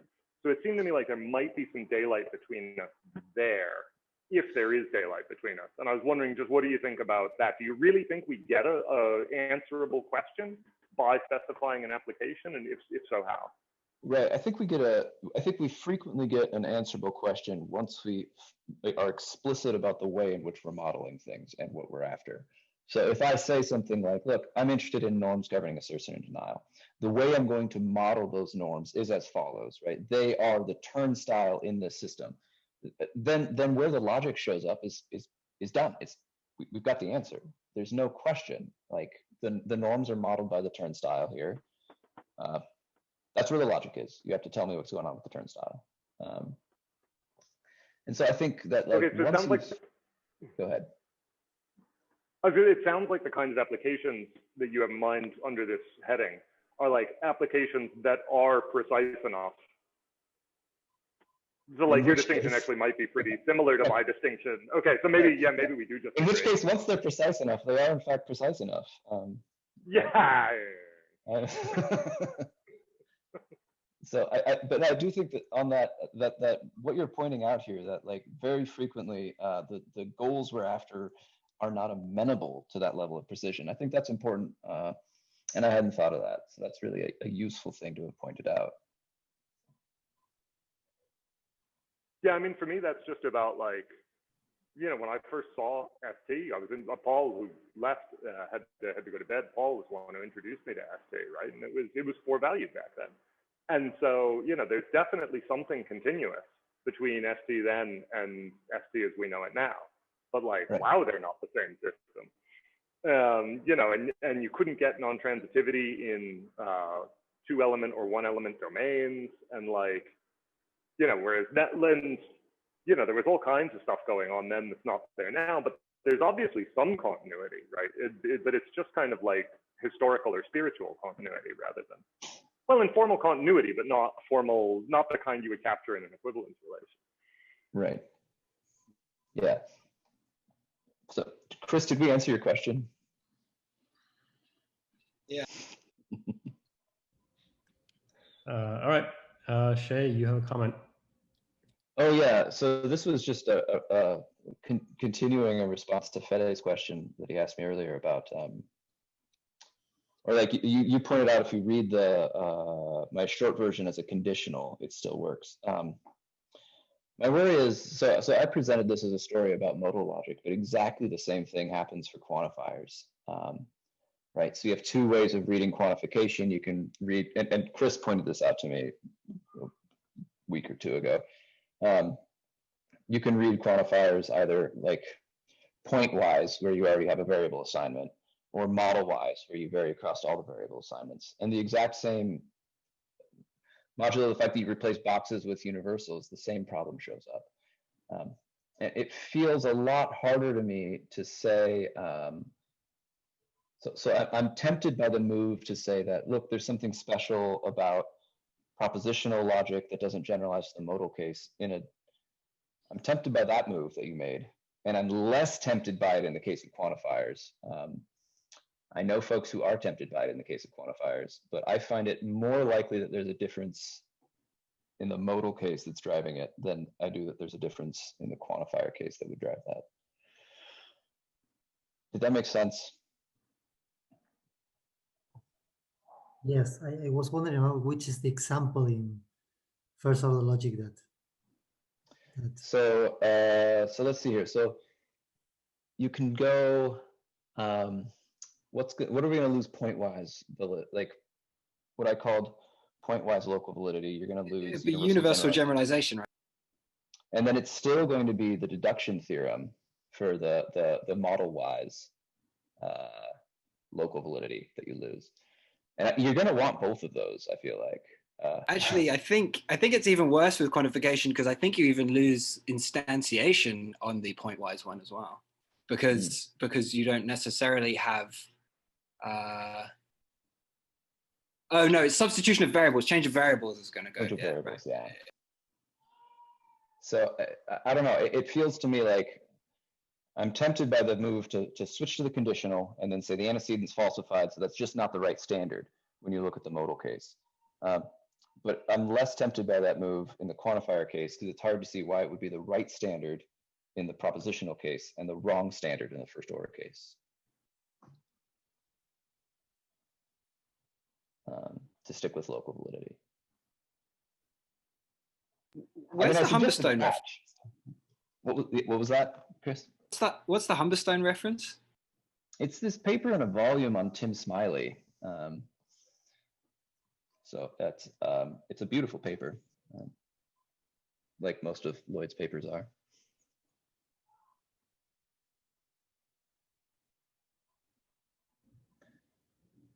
There, Rowan just gave it to us. So yeah, Fede, I don't know if that actually does a better job of answering your question, but I think it makes me just worried about the same standard everywhere, and every rule is a meta inference. I just think that those two things together are going to be problematic. And I think same standard everywhere for meta inferences is correct by the basic argument you've given. So then it seems like the thing that has to go is that every rule is a meta inference. Okay, Graham. Yeah, this is just finger on the exchange between Dave and Shay, which concentrate on the question of when are two logics the same. It seems to me that the Buenos Aires results actually pose a more fundamental challenge, not when two logics are the same, but what is a logic? And that's not the same question, right? Compare, when are two laws of nature the same with what is a law of nature? In some sense, the latter question is more fundamental. And what the Buenos Aires stuff did, or what the ST stuff did, was problematize the standard answer to that question, namely a logic is a consequence relation. So, I mean, I don't think we should forget that question.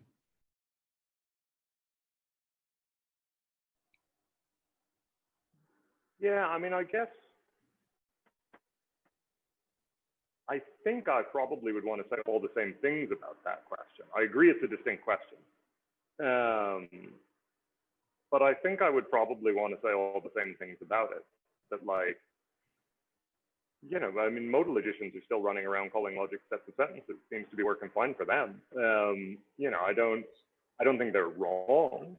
Right? They're just studying different things from people who are studying, Polish-style consequence operations, who are in turn studying different things from people who are studying, substructural on both sides kinds of thing, right? Like, there's just lots to do. And the question, what is a logic? If it's not trying to prejudge that question, if it's not a question like, what is a multi-set sequence? Because that has an obvious answer. Right? The answer is a multi-set sequence. So that's not the question.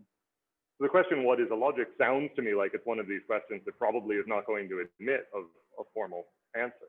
Right? Just as the question itself is grasping after something. This is maybe in line with what looked like, I didn't see them as they went by very fast, Chris's first 2 or 3 slides. right, where he's talking about something escaping formal characterization. I think I just caught it as a slip by. But yeah, I think I'd want to give the same answer to that distinct question as I was trying to give to the question that Shay and I were talking about. Yeah, I think, I mean, obviously you can specify questions in many different ways and investigate the specifications. Of course you can, but there's a reason why we're interested in those questions in the first place. You know, there are many articulations of what an algorithm is. And gee, they turned out to be mostly equivalent. That's really interesting. But the reason we're interested in those specifications is because we're interested in the notion of an algorithm. And similarly, you know, we're interested in the notion of logic. We've been interested in the notion of logic for 2,500 years because it does something for us. So there is some kind of, to use your own words, spirit of the project, which we shouldn't forget.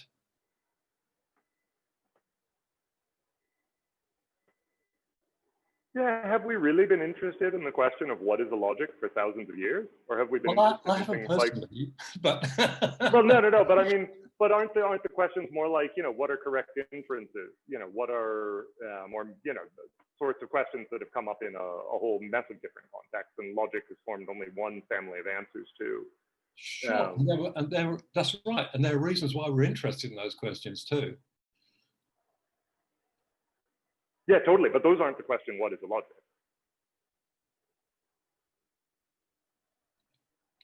It is in one of the many senses of the meaning of the word logic.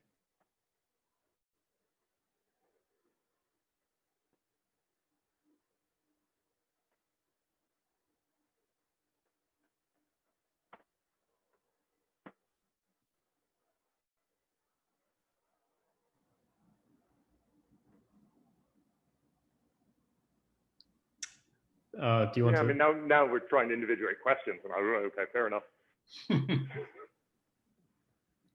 Okay. Elio?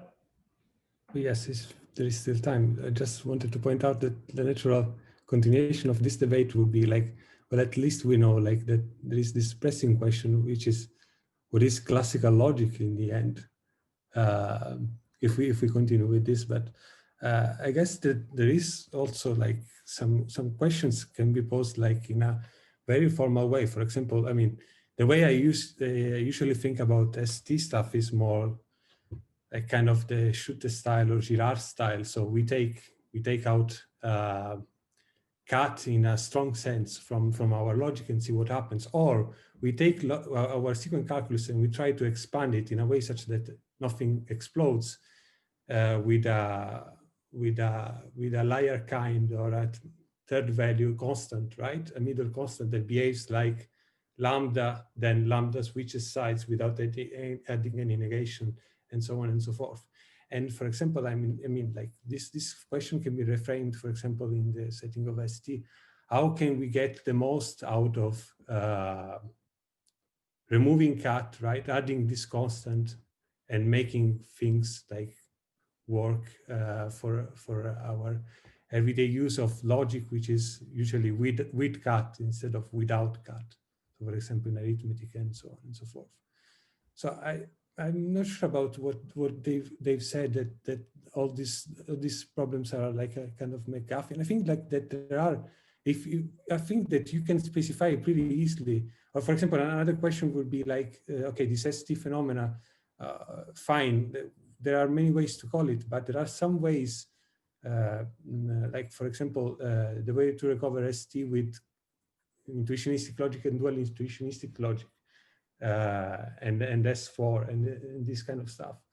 They are all like pretty specific, and they ask really like about what kind of like twisting is happening there, and what kind of really like of kind of to connect with Shay said, kind of if there are meta-inferences rules or meta-inferences principles that we are like losing or we are trying to maintain. So I think like most of these questions, if maybe I agree that there are no like there is no such a big question that can be addressed, but once you pin down everything, like there are several questions that seem to be in need for an answer. Or I don't know what, this is a general thought, but. Yeah, I think, actually, I should pause. Redirecting that question at one of us in particular that you would like to hear an answer from. This was for all of you, more or less, yes.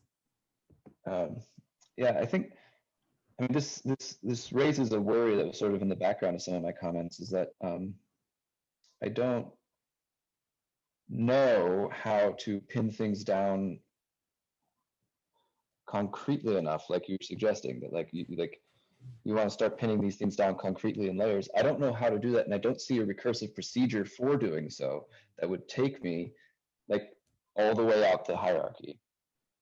I don't see like, I can see how to build the hierarchy. I cannot see how to build recursively a story about what I'm modeling at each level in such a way that I end up with like, aha, this is the object I'm modeling, and this is what I need an infinite hierarchy to model.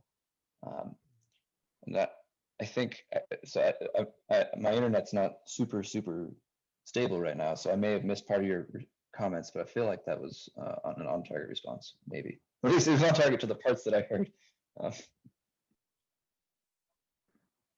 Yes, no, indeed, that was part of. I mean, I wanted to distinguish between like the ST business and the hierarchy part, but yes, it's indeed part of it. Did anybody else want to comment on that?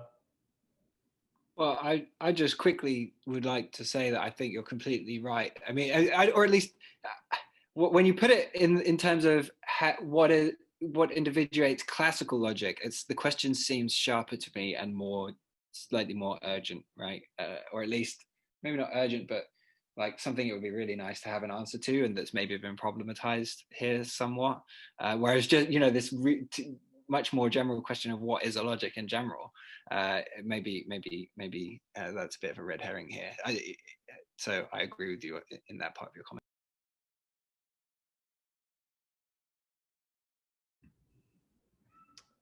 Okay, on to Romina.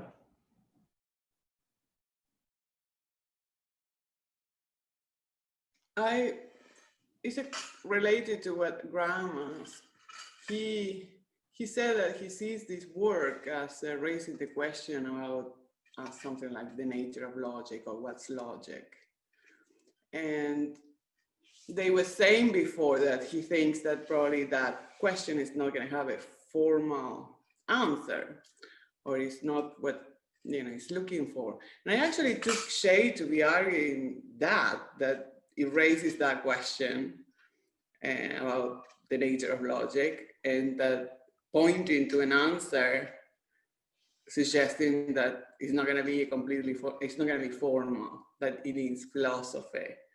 And I don't know if that's, because the question about what the difference between the two of you in your views about what to make of this came up before. And I think that maybe that's the crucial point.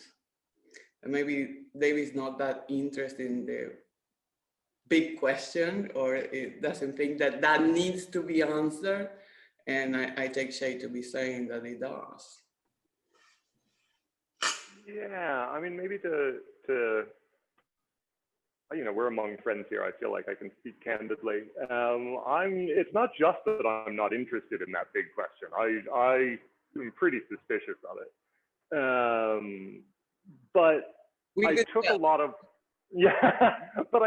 what Shay was pointing to, and hopefully Shay will correct me if I'm misunderstanding, as not really about these kinds of big picture questions like what is logic or what is a logic, but rather about applying logic, right? And thinking about interpretations of logical systems and so on. And right, so, I mean, although I think Shay was calling these things philosophy of logic, in a lot of cases, they look just like uses of logic, right? So they're philosophy of logic in the same sense that, like, studying snails is philosophy of biology if you use biological tools, right? The object of your study is snails, but you're using biology to do it.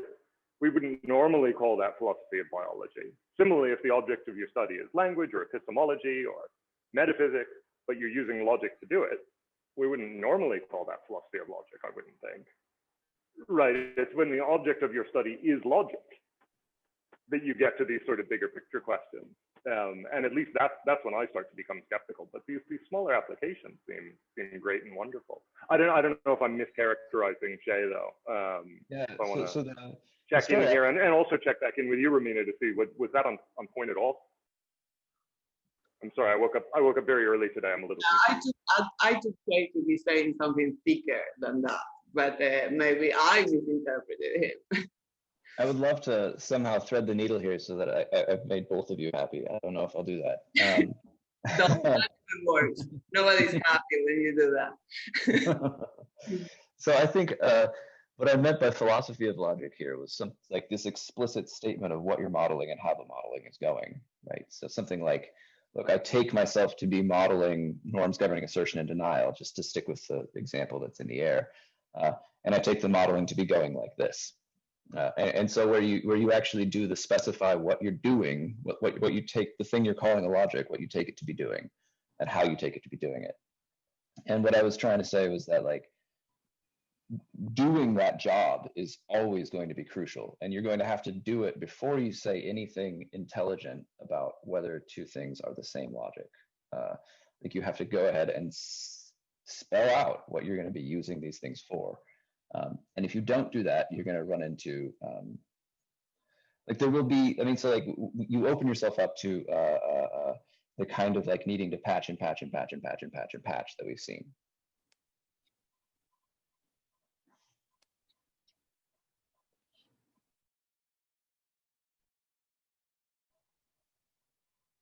I think you're muted, Mania. No, okay, so maybe I understood you a little bit, a little bit more than you meant. But though you could probably say that giving an interpretation is not done from nowhere, you know. You will, Right. yeah, you will have that plans that's not going to be captured there either. And, you know, and maybe that will remain non-formal in a way. Right. Certainly the decisions about how the model should be done, or what you take modeling to be About, yeah, those decisions are going to be informal, right? Like, I mean, they're by the very nature of the kind of decision it is, right? Like, yeah, I'm not sure if that's a response to what you were saying. it's a long discussion and it's late. So are there any other comments, questions? Eduardo, did you want to say something? Connecting with the Shay demand, maybe it's too much demanding to us to a theory that in each level you have to have a counterpart. We need some theoretical explanation about which are the principles that fix the practice of inferring using truth. And we have two different, you have different theories in the market, LP, ST, and the Buenos Aires plan. And maybe the evidence is not enough in order to choose one of them. And you have different explanations. And maybe the big question is to know which is the best explanation. And connected with Romina's point, obviously we need a practice, but we also need a theoretical explanation. And you have to build theories in order to explain which is happening in the practice. So this is the challenge. And right. Yes, and part of the problem is classical logic compatible with transparent truth? Well, maybe it's not completely compatible, but maybe it's more compatible compared to ST, because the evidence is not enough in order to know that is the modus ponens or cat rule or meta cat rule, or which is the responsible about the layer paradox. Yeah, you know. So, I mean, like maybe a way I can think about what you're proposing here is like, it's not always the case that the way to proceed is the direction I'm pointing to, where you specify a phenomenon that you're modeling and how you're modeling it, and then you work in the formal system to understand it. Maybe some of the time what you do is you look at the formal systems you have on available, and you say, my God, here's a really plausible one. Let's try to go figure out what in the hell it might be modeling. And it gives you a guide for how to go investigate things out there, rather than in the other direction. And I think that's actually a very plausible claim. And I think Williamson says similar things about the role of logic in various places. So yeah, I'll have to think more about that. If you want to take the story that's on board is using the model to suggest things that we ought to go investigate on the like more philosophical side, or like on the out there in the world side. This seems like a point in favor of the Buenos Aires plan. And maybe just to hop in on that, this is autobiographically what brought me around to the restful assertion denial out of bounds kind of theory of language, right? First there was ST, and then, oh look, this has a lot of really interesting properties. Wouldn't it be great if this was capturing something important about meaning? What on earth could be an important thing about meaning that answers to this formal description, right? So just a bit of autobiography, but like that's actually what brought me over to the assertion denial out of bounds story, was having the formalism first, saying this sure looks like it's onto something, but what is the thing that it's onto? And then finding that the restful story was a good fit. And I want to say the same thing that Dave said earlier, that like I think this work is extraordinary and I think it's challenging, and I don't want to be like, I don't want to be a downer on it. So if this is the way to interpret it, I think what I've said has still gone though, is that like it will be crucial at the end, if we're going to be exploring this ST hierarchy, that we do the philosophy of logic part, where we go figure out what in the hell it is that we're trying to model with the system. And we have to actually spell that out. And I think that's going to be an incredibly hard job.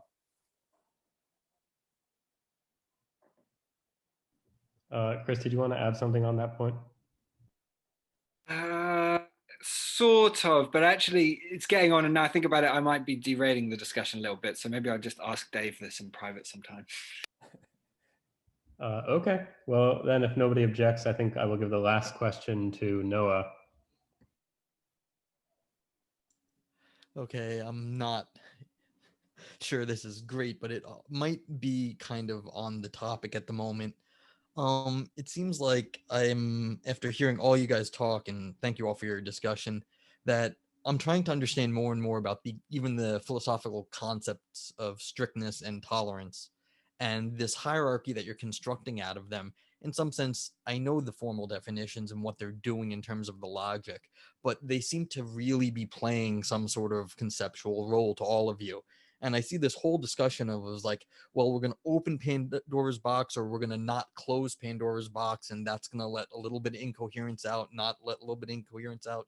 But I want to get more of a handle on the philosophical distinction between the strictness and the tolerance, and how that is playing out to you guys, because that seems to be defining this whole problem here.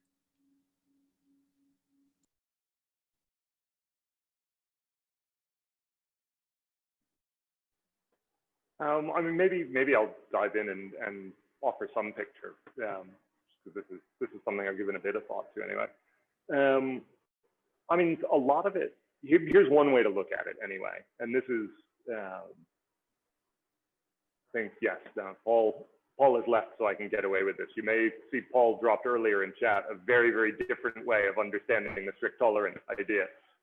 In our co-authored work, we're studiously neutral about this sort of stuff. So I'll give you my story, but like, you know, there's plenty of other stories out there. Well, there's at least 4 or 5 other stories out there. Here's one. Assertion and denial really, really matter. Assertion and denial matter a lot. They're super important. Let's start thinking about assertion and denial. Assertion and denial. Okay. Now, here's straightforward fact, right? Really kind of obvious, commonplace, everyone can observe. There are some people who have neither asserted nor denied some things. So in that sense, there's a gap between assertion and denial, kind of obvious.